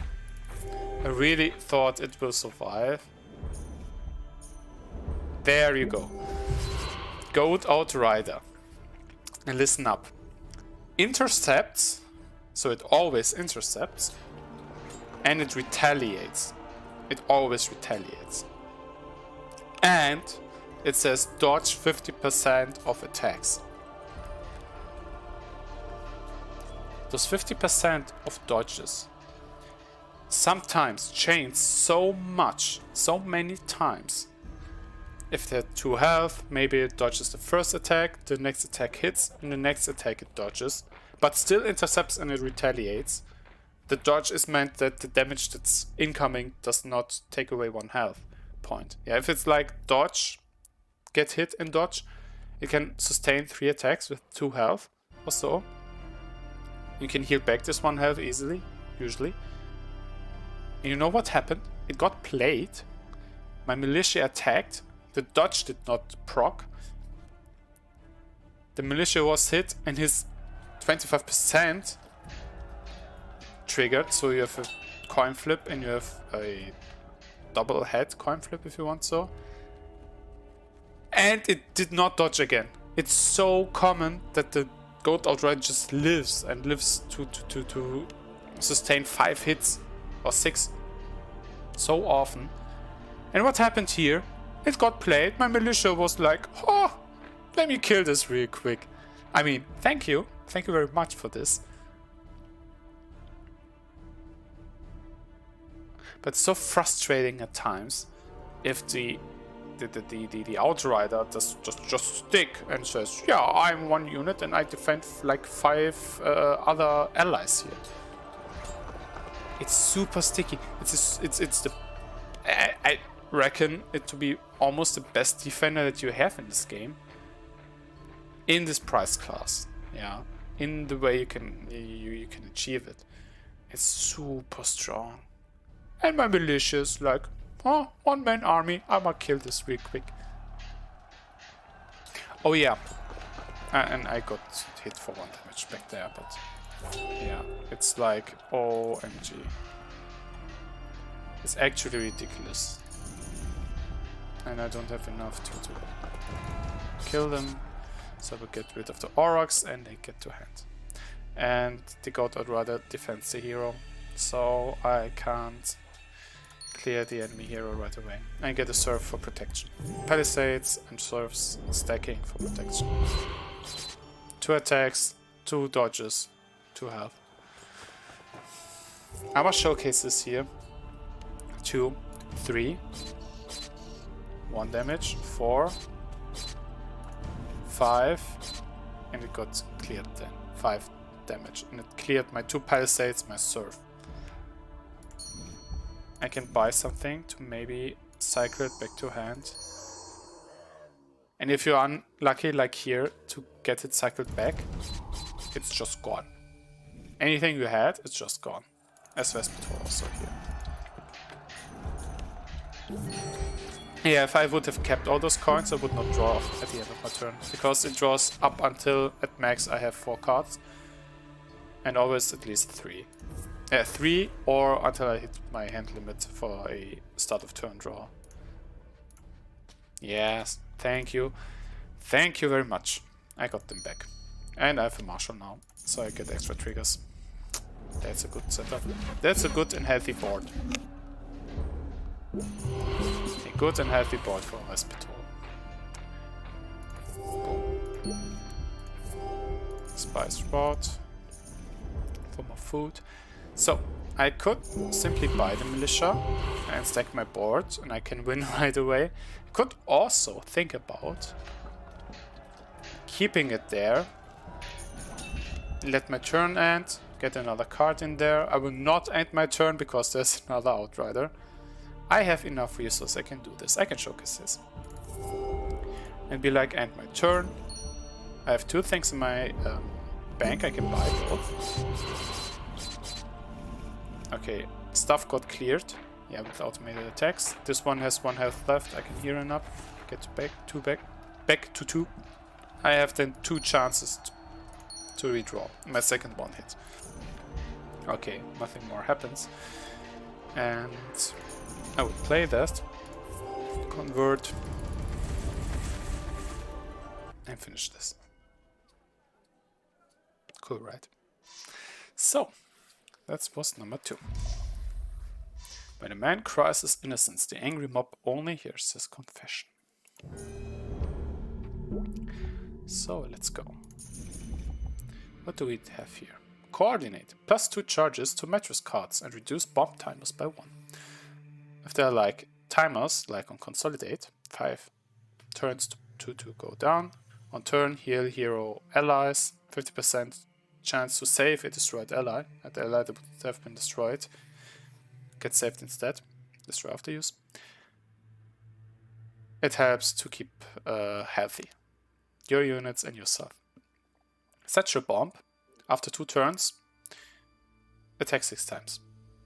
It's like, boom, explosive damage. Yeah.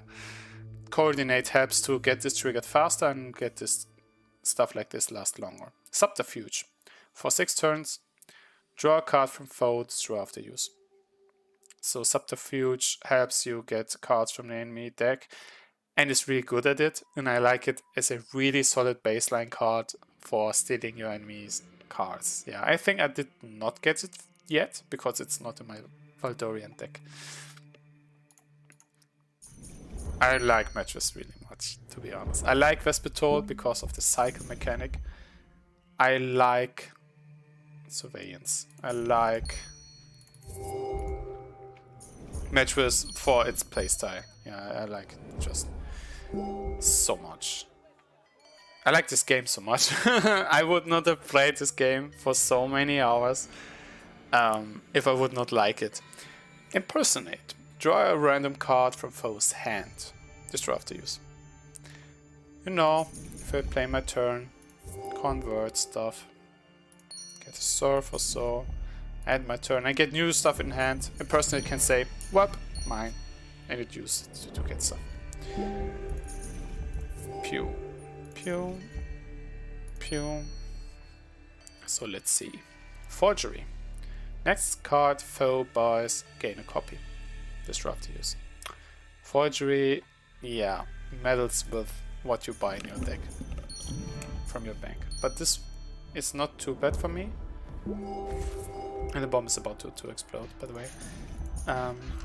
Because I've Spy Sprout and it's relatively bad usable for Metris, like just 1 resource, they like more units to steal and get.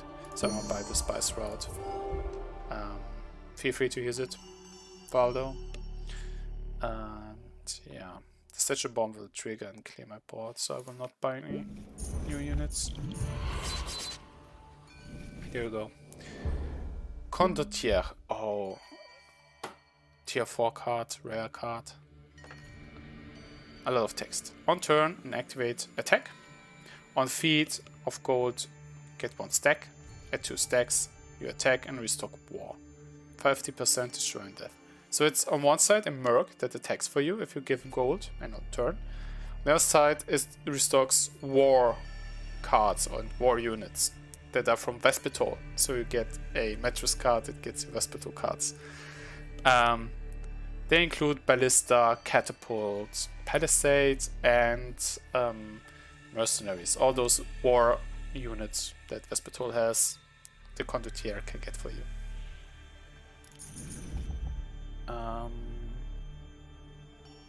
So he gains skulls and has food.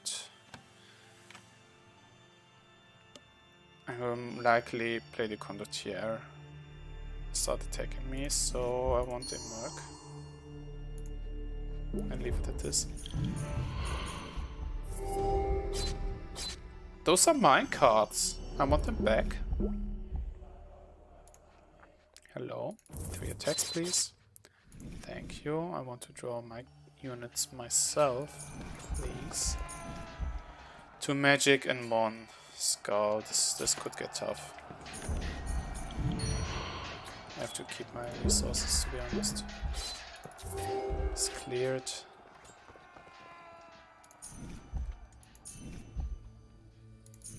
I buy the supplicants because they're more resilient than my patrons and courtesans.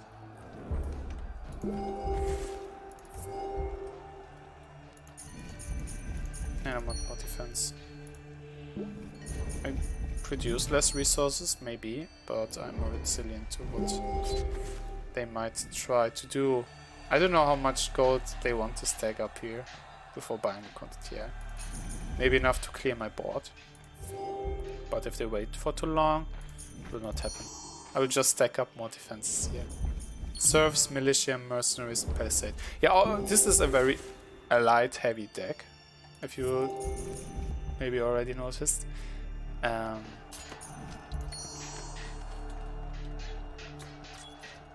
So that it basically consists of allies and defenders. And cycle cards too. 1 for gold, 1 for food. Forgery for me. Give you another spice route. Do I? 4 gold?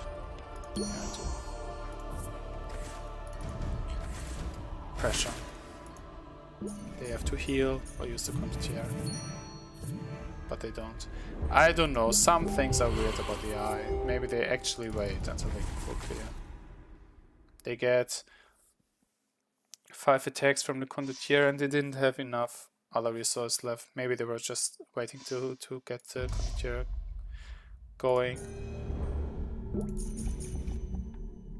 Clearing my board instead of doing anything else. And that's all.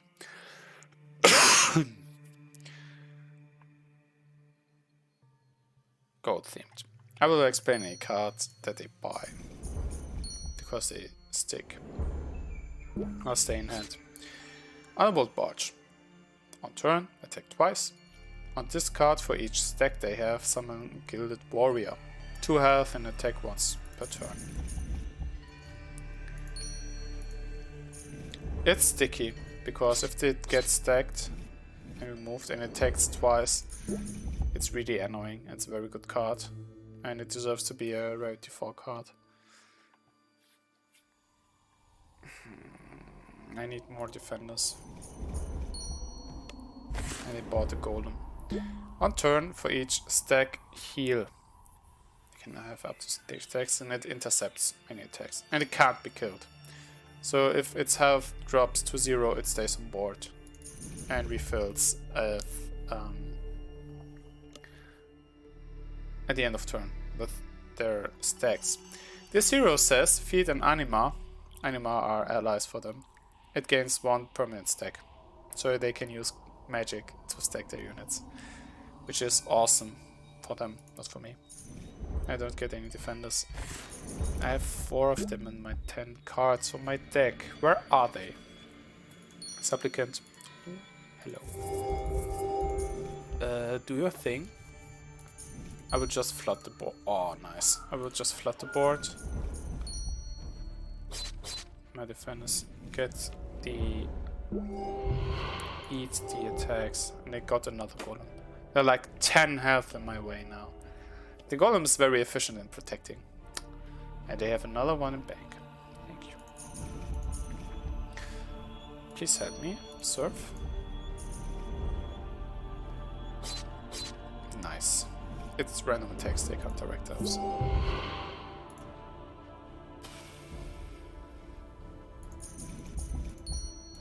I will not use magic to have a better chance on surfs.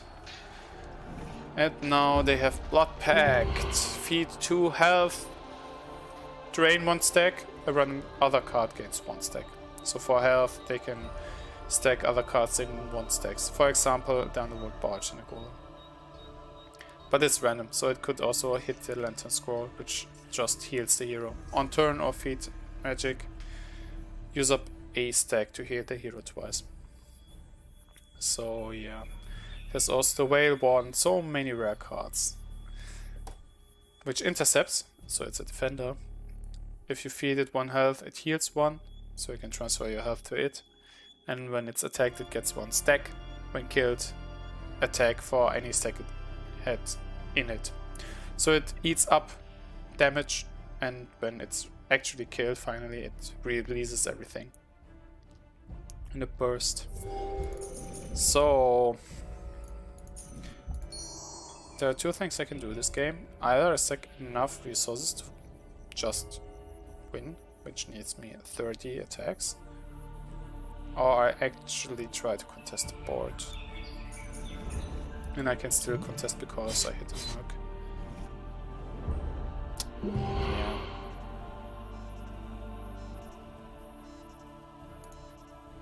Surf.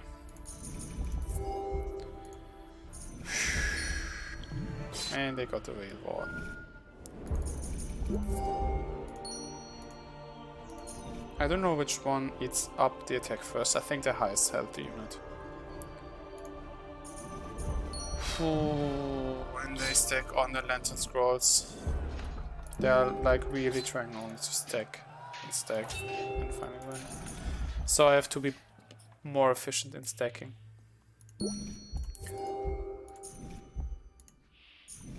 But I keep hitting the serfs and so on.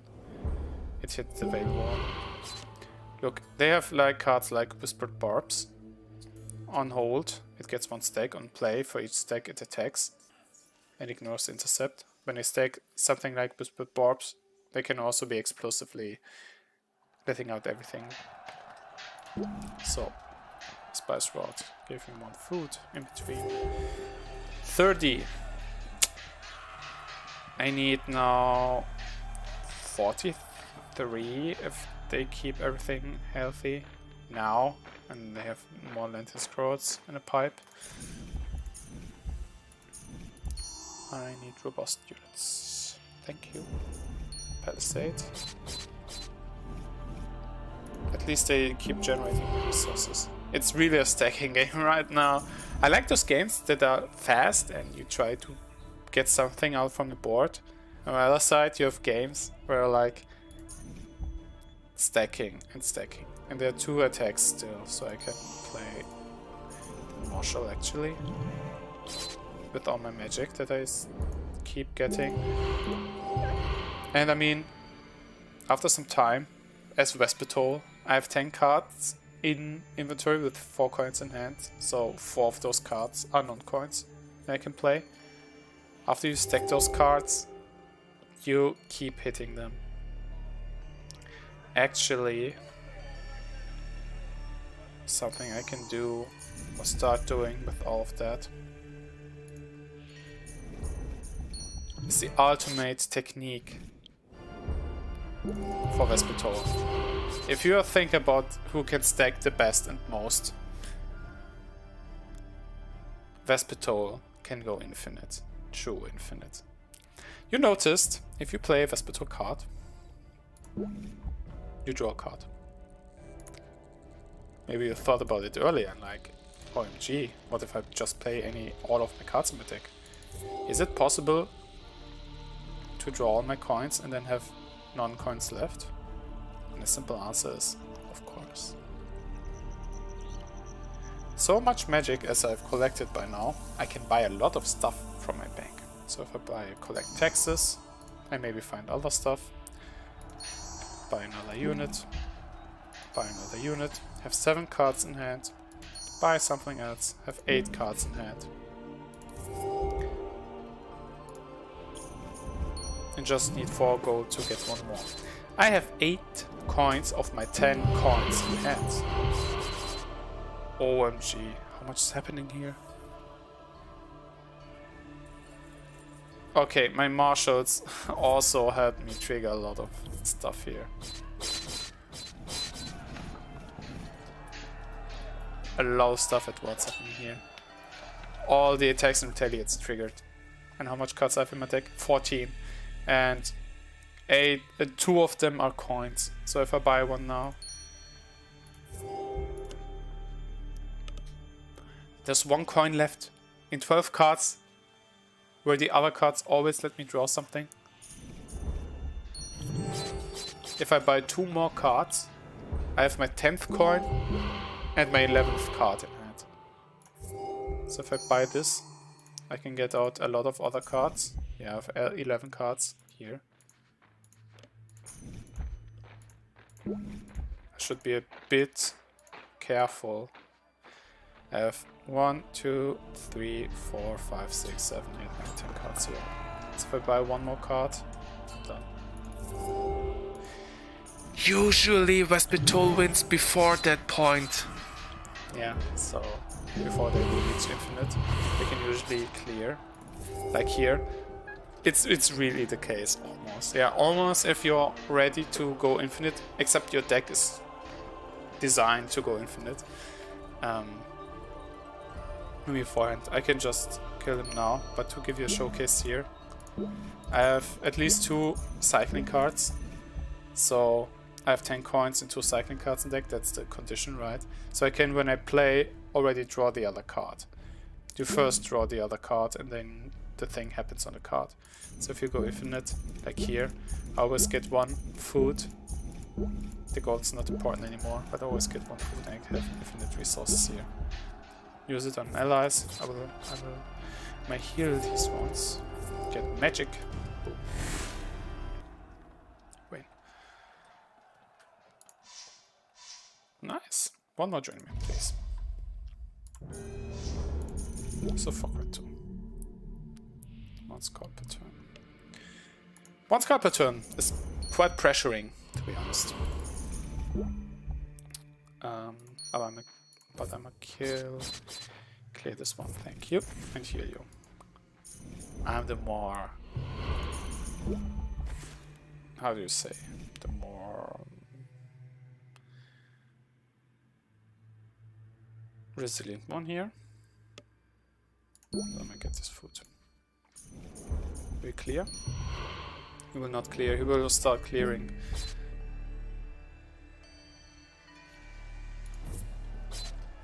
Will I lose you? No. Nice. Ah yeah. 2 health, 50% retaliate. So at times they can help me clear, sometimes they cannot. But I must take just attacks here. And he clears them.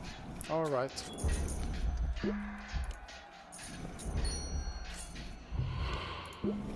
Merc. And 2 more mercs.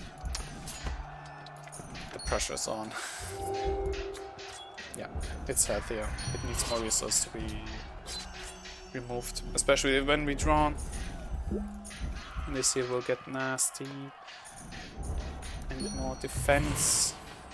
Spice, Surf, Militia, Merc. Oh, that's good. I've refilled. Now let's see if there are retaliations. The healthiest units that can block first. So the amount of units can be maximized. Thank you. Thank you. Thank you. And I can't heal the last one. I can, in fact. Ha! There we go. Oh, that was very nice. That I could refill. It's so nice. It's such a good feeling to refill this Vespitole. I have defense now. I can have a courtesan.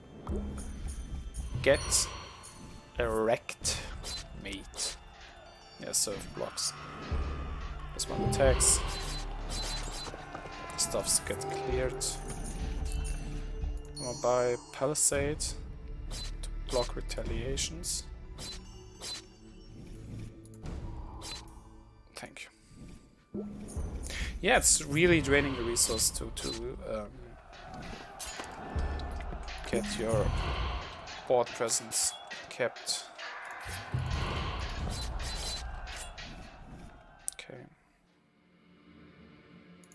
no, 2 attacks are too easy to get through. And they also keep getting their mercs.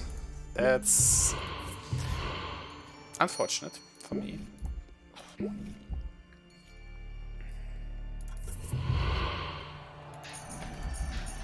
I'm gonna wait this time. I'm going to eat this. And I will do the following. I have a supplicant. If I attack and I retaliate, I can heal him up. If I attack, I can heal up. Attack. A technique you can do with the supplicant.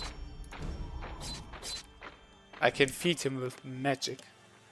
He gives me magic back and he's healed. A very interesting interaction you can have with the supplicant by that, to clear enemy boards. I'm not too flashed by this, and I don't know how big brain it feels, but it's really nice. It's something in between your civilian things that just can generate resources and a war thing. That you have this magic that can do both, has also an onboard interaction that can do both. Yeah. By the way, if you're wondering why I look into this direction, here's my second monitor. Here. Yeah. And I can keep track on my chat and on my game, where I hope you can see everything there all the time. Refill. Thank you. Magic. Patron. Can I get more gold, please? Yes, I can.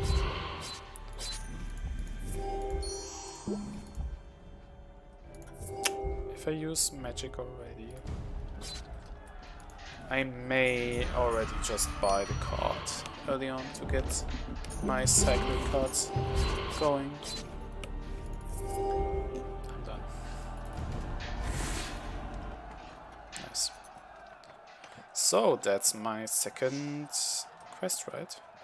I think I'm going to play. I got another draft ticket for the tourney.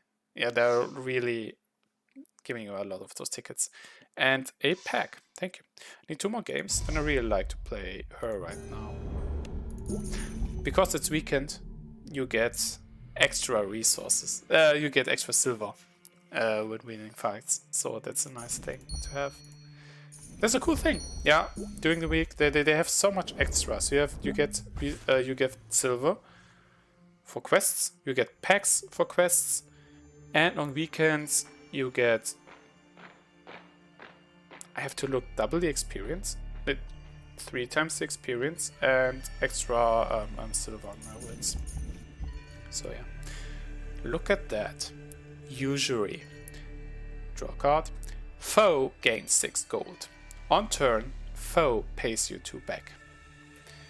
The funny thing about this, I have to pay back even if I do not have gold. You can put your enemy in debt. In deep, deep debt. And getting them dead by being in debt. I like this archetype, or this deck archetype for Vespitole, but it's difficult to pull off. You really need specific cards in a deck for this, but I really like it. They gave me gold, so let's put this into use, right? Get Supplicant, get Magic, and my Merc. Corruption. On attack, gain 1 gold. Discards when depleted. Yeah, this gives you passive gold when you attack with skulls. And I'm on -2 gold now. So I should better find a worthy patron. You also got the loan. That's a funny thing to combine if you're both in your deck. The loan would ask you to pay back 2 gold to a loan, so you lose 2 gold. Even if you don't have gold, that's also a dead thing in Vespitole. They usually counterweights this. So effectively I lose 2 gold every turn, and they got their loan. So I'm financing their stuff there. But luckily enough, I could buy with this money enough to profit from this usury before it hits me too hard. And we'll even more leverage this with my marshal. Now that I'm back on track, it's very risky to play usury against the Vespitole, because the Vespitole is quite good in making use of the money it has. Because their cards, they cycle more, they're more economy focused. They know what to do with the gold, so to say. And give them gold with usury, like now. They had loans, they got so much gold, and they got a knight with a bishop. This will get ugly so fast. I need a mercenary. I will use this to attack. Use this to attack. I'll use this twice. Spice. Hearthstone. I just hope that they do not find anything good now. They have a chance with collect taxes. There's also a thing here about this game. The enemy hand is open. I mean, you saw. But you can plan ahead. It's not a game of perfect information, but it has enough information that you can plan what you want to do. Yeah. So also notice, because they have 2 loans, they will lose 4 gold now. So even though they get at least 4, there will be a 2 and maybe a bit more.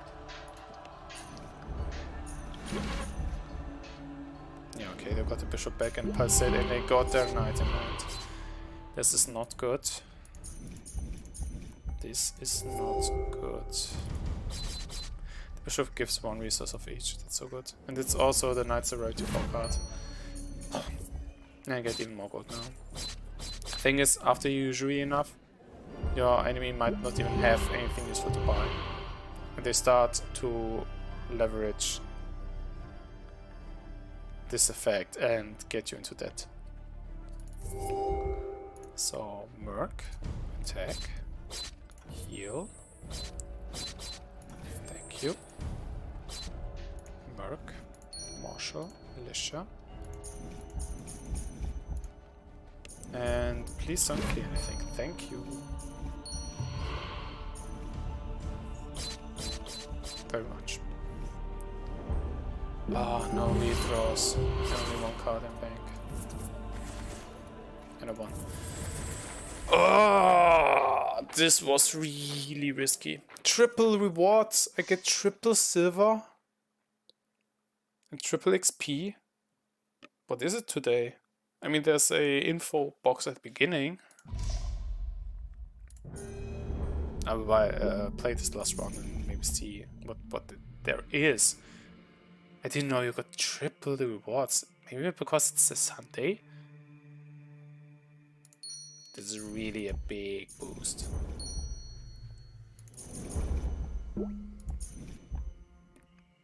Solid. I'm gonna clear this like really quick. Thank you. That's so nice about Listrata, that you can play ally-based deck and convert. You have your food here. If you find a courtesan, you can convert it to cards. If you have militia, you can convert it to attacks. If you have a wealthy patron, you can convert it into gold. And they played a sabotage, attack once, remove 2 resources. But the next thing I want to get is a wealthy patron.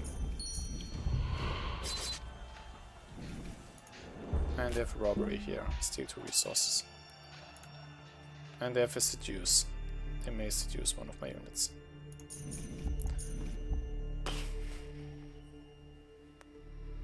Let's get gold. No, they clear.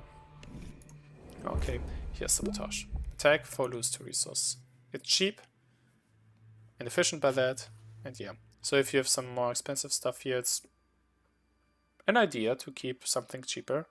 so you can leverage if you more or less pass anyways. And the Sparrow Bomb will hit me for 11 damage.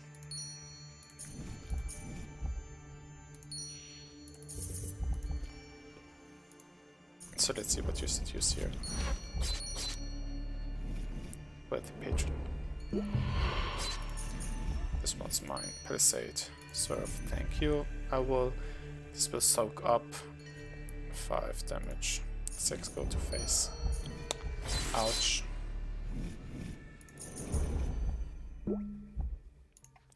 So let's reload a bit. Yeah, well, hello, bodyguard. Intercepts. 4 health. That's a lot. That's a lot. Oh.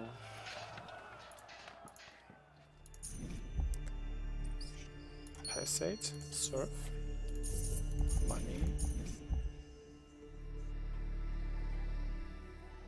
more money. Hope this is the right choice. I should have used my skulls. And this one is protected now. This is looking bad.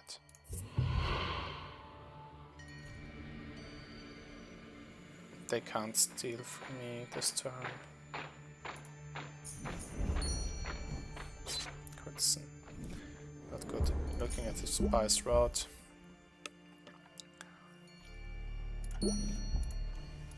Palisade. Surf. Goodson. 6 attacks. 4 get in there. 1 gets into the militia. And the wench is too... Yeah, that's right, thank you. It's too risky for me, because I'm so ally-based here. They couldn't clear anything else. I didn't want... No, they couldn't. Palisade. I want my units back. Lackey, you're destroyed. That's bad for them. The thing for Metris is, they have an easier time getting the advantage at the beginning. If they don't happen to keep it, they fall off. Yeah, so because their cards get removed every time, they have a really aggressive playstyle. They can have. But on the other side, if they get overwhelmed, it does not matter. Yeah, they may get a mercenary now for free for 3 gold in a card. But I'm like, away with them. I have Palisades to protect myself, and there will not happen anything to me anymore. I'm pretty much secured the game here. Pressure.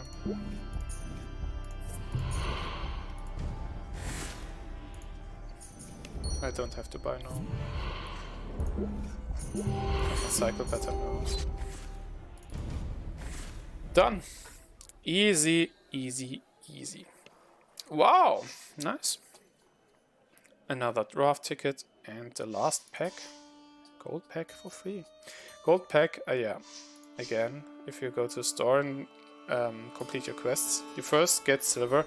Got a ridiculous amount of silver just by playing today. On Sunday. That's really worth it. Wait, let me see this real quick. If I get out of here, quit, and we open.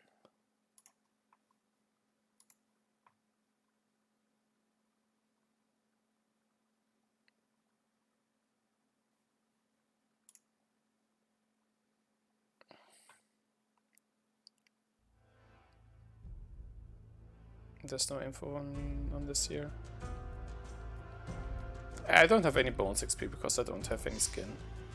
You get bonus XP with the skin. That's huge.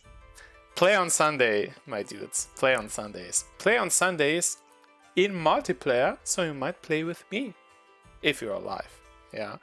If you happen to be in chat and say, hey, let's hit multiplayer, maybe we can meet there. If you're a new player, you might meet me here. this account. Maybe you might hit someone else, I might hit someone else. But it's certainly possible that we get to be matched if we are the same level around about with our decks. With my main account, I could obviously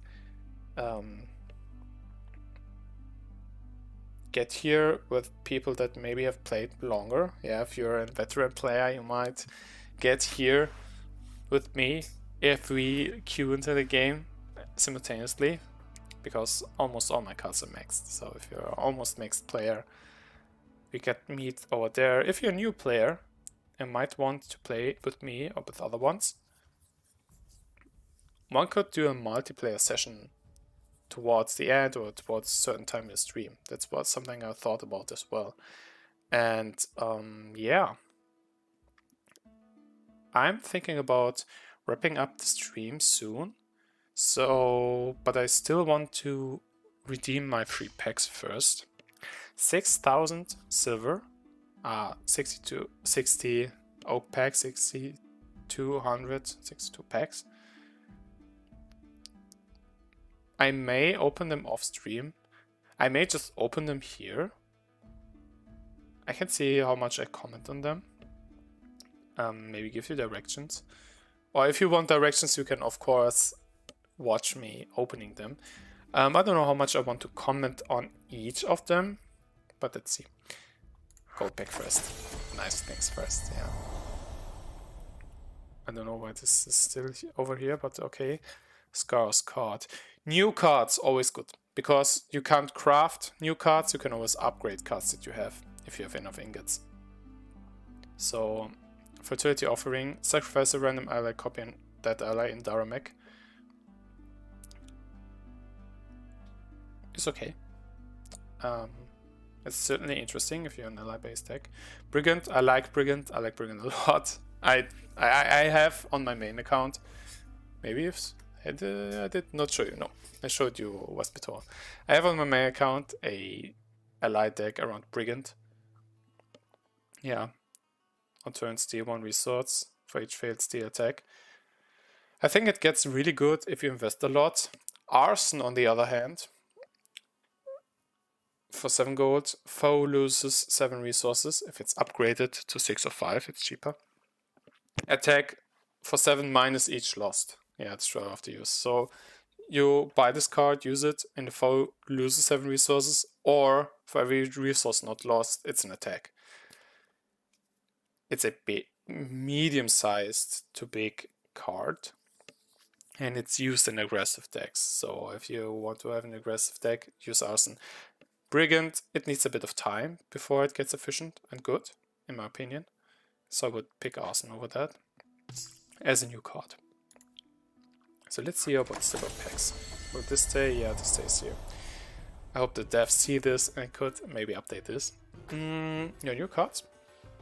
Mercenary is certainly interesting. Informant as well. I like Informant. Informant. Because it's on level 1, it's more efficient to get Informant first, to level it faster. Scrivener says, on play or turn, draw a ritual. Can't be sacrificed. Certainly interesting in ritual decks, when I have it already. I like Informant more. So let's get him. And Oak Pack. First the free one. We have Coddling Intrigue, Tome of Memory. If it's fed magic, you return a card back to your hand from your field.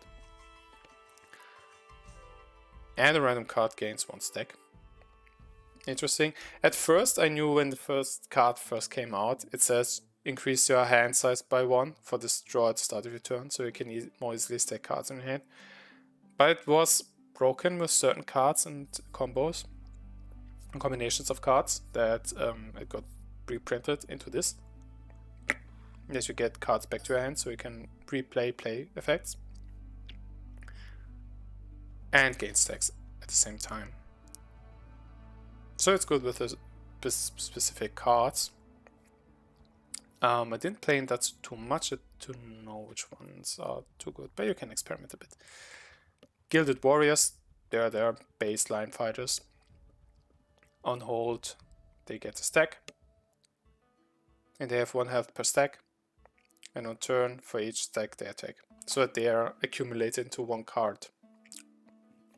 A lot of fighters. 1 up to 5. They are good. A good baseline unit. Courtly Intrigue, if we want to focus on Vespitole. I may want to focus on the Vespitole. Tome of Memory. If we want specific combos. Because I'm a bit indifferent between those, I don't have an incentive to hard focus Courtly Intrigue. It's good to pick cards that are the lowest on their level up, especially if you look at the unlock for this second pack.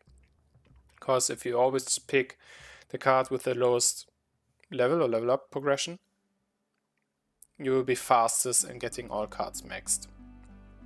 So, because I'm relatively indifferent between those, and you can follow this principle for Rarity 1 cards, it makes sense the most to pick the new cards first, and then to level those that have the lowest progression. Yeah.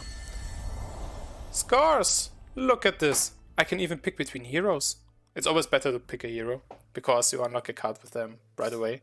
And Theodox is a real aggressive hero for Metris. Ezra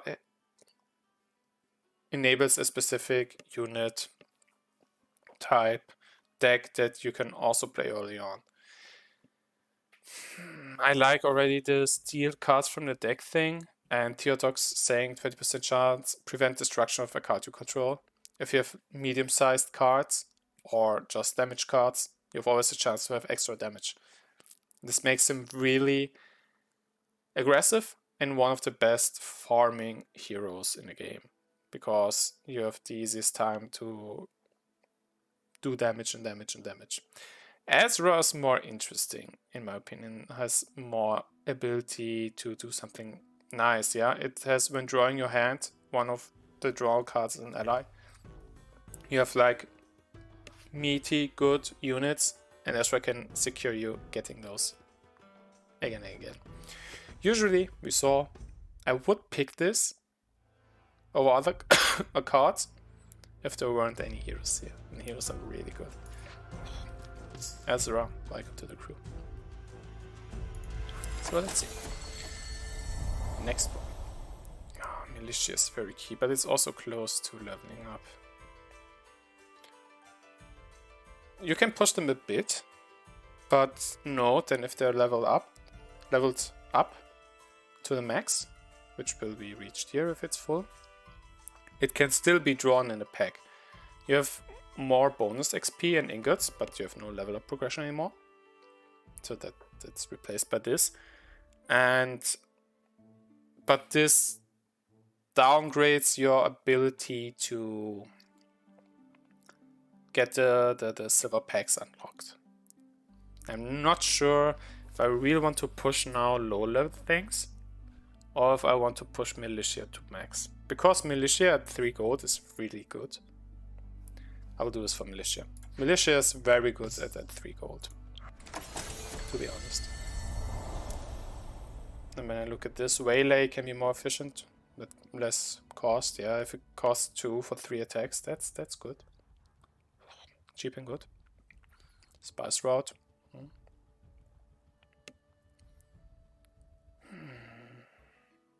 Yeah, tier 1 cards are a good baseline. It's always good to have them on level 1. I even think leveling them to 1 first and then key cards to level 2. And then the lowest progressed ones, so you can unlock the second pack. Here, Unstable Runes says feed magic 1 stack away for 2 attacks. Yeah, it doubles your attack value for magic. The other ones we know. And Misdirect is the more important one. Misdirect, one of the few and very good base cards. And you upgrade. Here we go. Next one. I play Collect Taxes. Wealthy Patron at 4 is really good. I will push the Militia and the Wealthy Patron because they are so efficient in many decks. If they are low cost, so I'm gonna do this. I'll upgrade you. Cards, I don't know which one should be focused very much else. Except cards to level 2. Because it's always good if they cost less, especially if you want to experiment a bit. It's firstly cooler to have a card that costs 1 less. Also, you can put an extra copy in your deck. I will explain shortly, but Patron is very good. I'll pick you. I did my deck. Like, if I put Patron away and collect text first, you basically, by finding a card first time, you unlock the base version. If you upgraded it, you unlock the level 1 card. If you upgrade them again, you unlock the level 3 card. In a way that if you put the leveled card in there, the previous versions are unlocked as well. So you can put them in multiple times. So if they're leveled, you can put them twice or thrice into your deck if you want to. With their higher costs though. So if you go for focusing, execute the setting is. If you're focusing on a specific card in your deck, if you focus on a specific card in your deck, then it comes with a cost. In this way, yeah. So let's continue a bit here. Uncommon card. Thief for 2 gold. Usually not played too much. Herd of Boars. Can be played with Ezra very well. And are basically good in various decks. Because they are so beefy. And Overseer depends on your deck. Herd of Boars is a good overall pick here. So let's go on. Common. Patron. New common. Goats, Orphan or Waylay. Waylay is a nice damage card. Orphan Gang is an overall very good Daramek card. So I would rather have this progressed. If the progress is almost the same everywhere, yeah. Surveillance. It's the thing. You either level certain cards that you want for your deck. If you have a deck you like to play or units you really like to play, you can focus them. Or if you really want to hard focus the tier 2 deck, tier 2 packs, you can do that. Bear in mind that you have your ingots, your ingots here to level specific cards. If you're like, okay, you get 2 ingots per card that you pick, yeah. So you progress on them as well. If I take a look on crafting, leveling them to 2. Yeah, Embargo has no level up steps, 400 ingots. If you have like 2 that are up to half and you're really like, damn, I'd like them to cost 1 less because it would be so much better, you can place the ingots in there. I think it's worth it for your base card to do that. If there's not something that you really like to level up, like Malediction, which may be expensive. I found it only once so far, yeah. So I have the full price of 1,200 on this one. 300 ingots per step for a tier 3 card. And 20 ingots per step for base cards. So let's get more. Wealthy Patron, very good. Let's keep this. Now this is the least experienced, the least progressed. Least progressed. Yeah, my focuses here are Militia and Wealthy Patron because they're very good in many decks. The other ones will follow level up to 1 first. I'm not sure if I want to push a Curson to have her leveled, because my decks will get more efficient. Or I want to level those to get my packs. I will level those to get my packs. Least leveled one. Buy another. Scars. Any new card. Nice. Rampart is not bad. You can put them in your decks early on. It can be really nice. More cards, please. Least progressed one.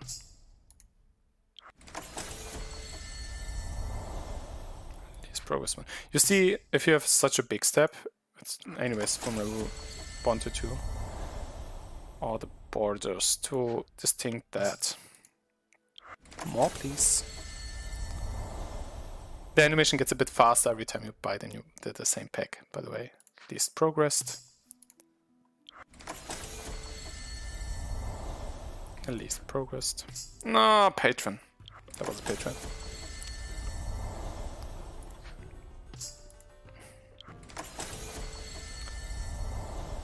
Yeah, by the way, if you have any questions, feel free to ask.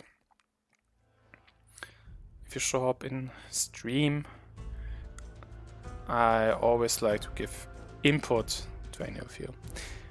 Same progress, so I decide on a card value. Robbery, if we want to control in Metris games, or right to combat, if we want to combo. And be like big damage. I like Metris. Oh, I can level up. Lowest progress. Yeah, you have really to steer clear in your principle here. Blood pack. Gilded warriors. It's also not bad to have approximately leveled your cards to level 2 at the same time. If you want a variety in your cards. I can upgrade anything here. So, rebuke or something cool. Something cool. Ambush. Ambush.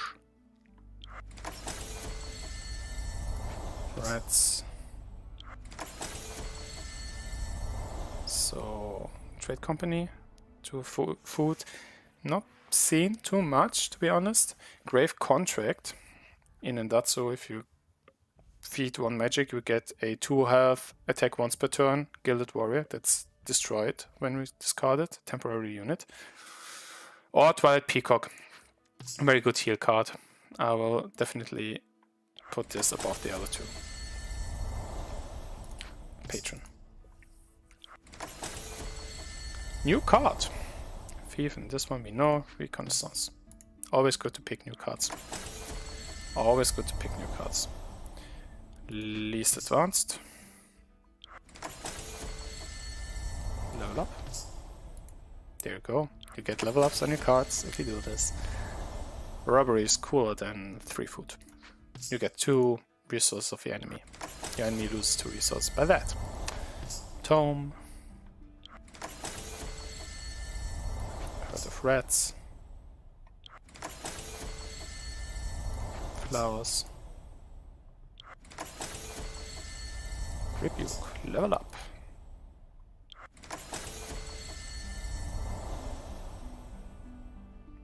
Halting rebuke. Lowest progression. Patron.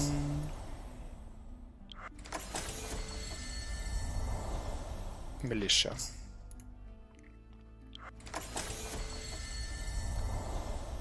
Progression. There's also merit to level the serf.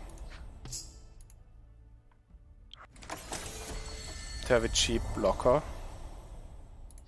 Militia.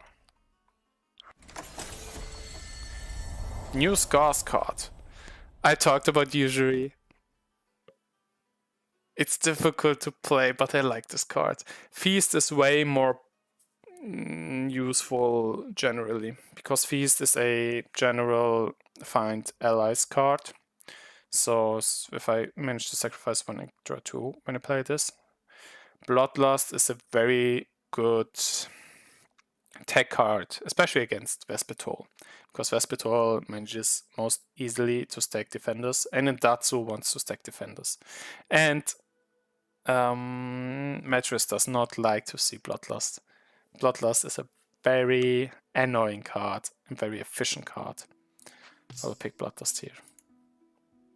Finding allies is good. Bloodlust has more utility overall. Waylay. Embargo is very good with usury, because any resources or gold your enemy might collect gets denied even on top of that. So that's about that. 10 packs to go. Infighting Metris card. Metris so cool. Metris way too cool. But patron. New uncommon card. New card. Zamgizar. With a specific hero in Endatsu, it's very key. It's very, very key. It has 1 health per stack, and if you feed him 4 of your health, you start with 20 usually, it gets 1 stack more, and on turn it attacks for each stack. Yeah, it also stacks as the Gilded Warriors, but with health, with a lot of health. And it got nerfed from 5 to 4 on max, because it was so efficient. New card. Choose a common card. Progression. Uncommon. Boars. Getting cards to level 2 is usually better, because I have a very long way to get this one up here. Especially when I want to level uncommon cards with oak packs.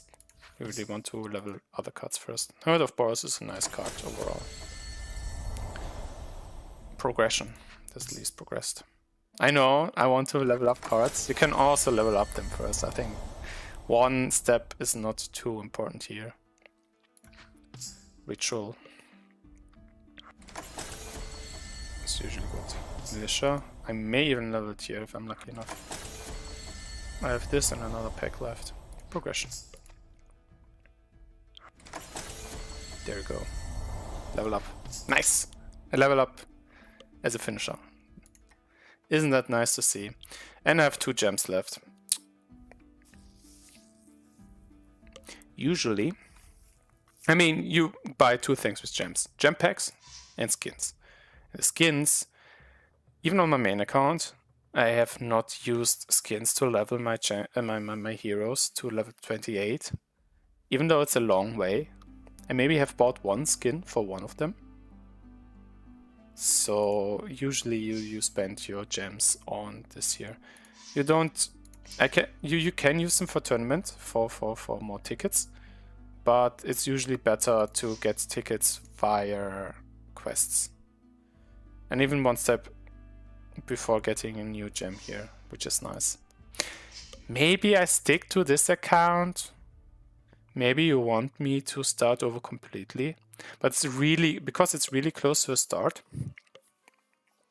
I played a handful of days with this one and left it aside because I did not have that much free time on my hands that I could simply push 2 accounts. But yeah.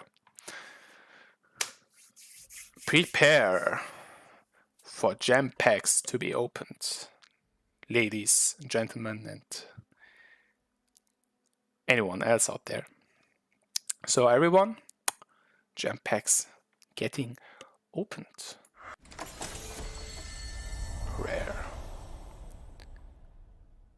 Boar Fetish needs to be played in combination with other cards to be good. Feed your hero magic to attack. Clever planning is interesting. Yeah, the next card you destroy returns to your inventory. So it cancels 1 destruction of a card you play, another card you play. It's very interesting. Cards are usually balanced to be tweaked on their level 3 version. And there it's very nice for 1 gold to cancel 1 destruction. I'm not sure how well it is in a vacuum if you put it just in any deck. If there are medium-sized or big cards that you want to save, it's good. Usually it's difficult to play. The Knight is not difficult to play. The Knight is just, I have value. 12 gold is a high cost, but 12 gold give you a 4 health interceptor that also always retaliates. This retaliation is more secondary of nature, but is so valuable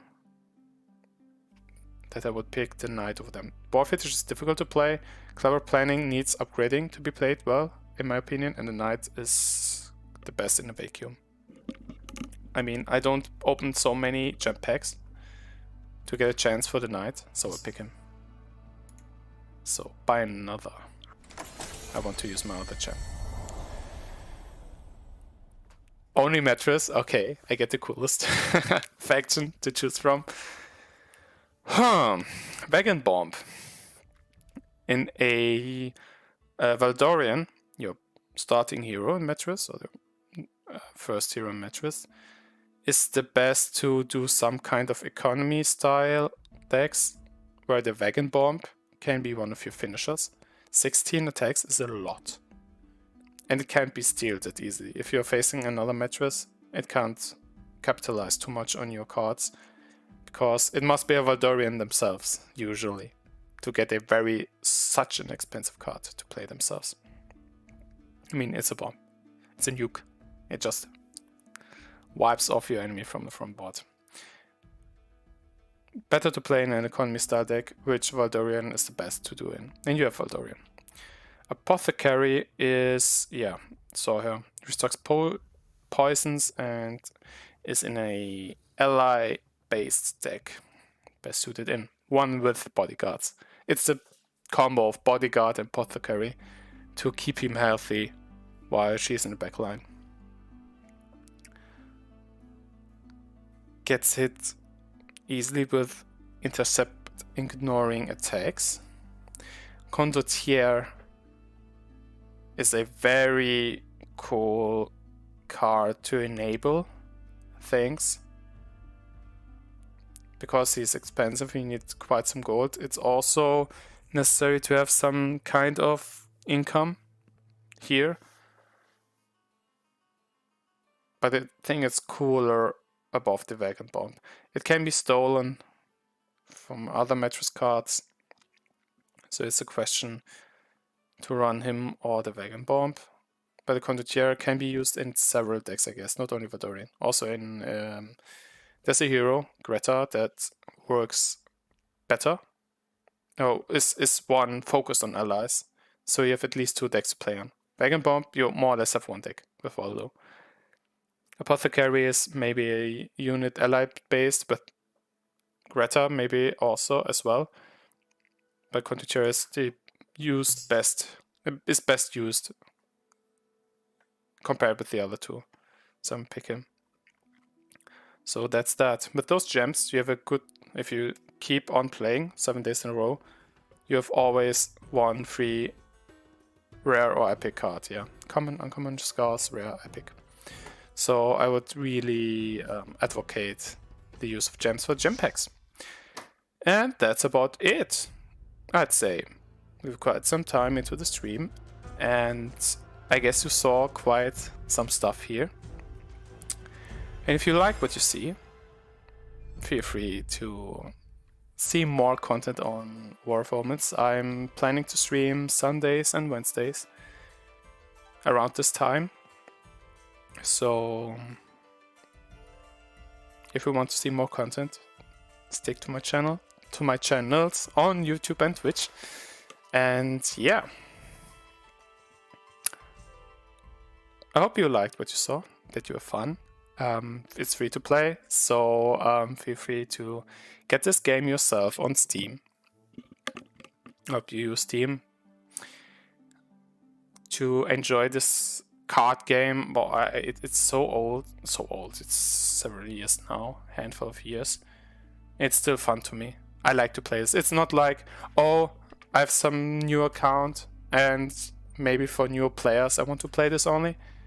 I have fun playing from this position as well, because I like how balanced everything is, and I think it's really friendly to free-to-play players. Yeah, it's not taxing to you so much, and I've got triple rewards on Sunday. Maybe it's even the weekends always. I have to look into that. And maybe I will simply play on this account, because I have some stuff already. If you're interested in seeing more of a really from scratch run or account, I can do that as well. I may simply create another Steam account so I can play with a new account. I think that's the best idea actually. For streaming. And yeah. Again, I hope you had fun. And I'd love to see you around sometime.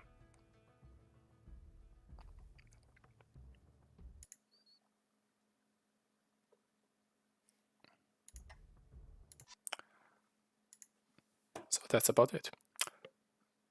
Chat's been quiet this stream. No problem. Chat will be more active with you as a viewer in live chat. Or feel free, yeah, it will be on YouTube. You can comment on this video and I'll be more than glad to see your comments there. I really hope everything is recorded. I hope everything is smooth. It's maybe best to take a look into what's recorded in here. And yeah, as said, I hope you had fun. I'd be glad to see you around for a live stream. Or in game if we happen to come across each other doing multiplayer with our quests. With the new or in future with the main account. So that's about it. Bye guys. End screen. Stream's over. See ya next time.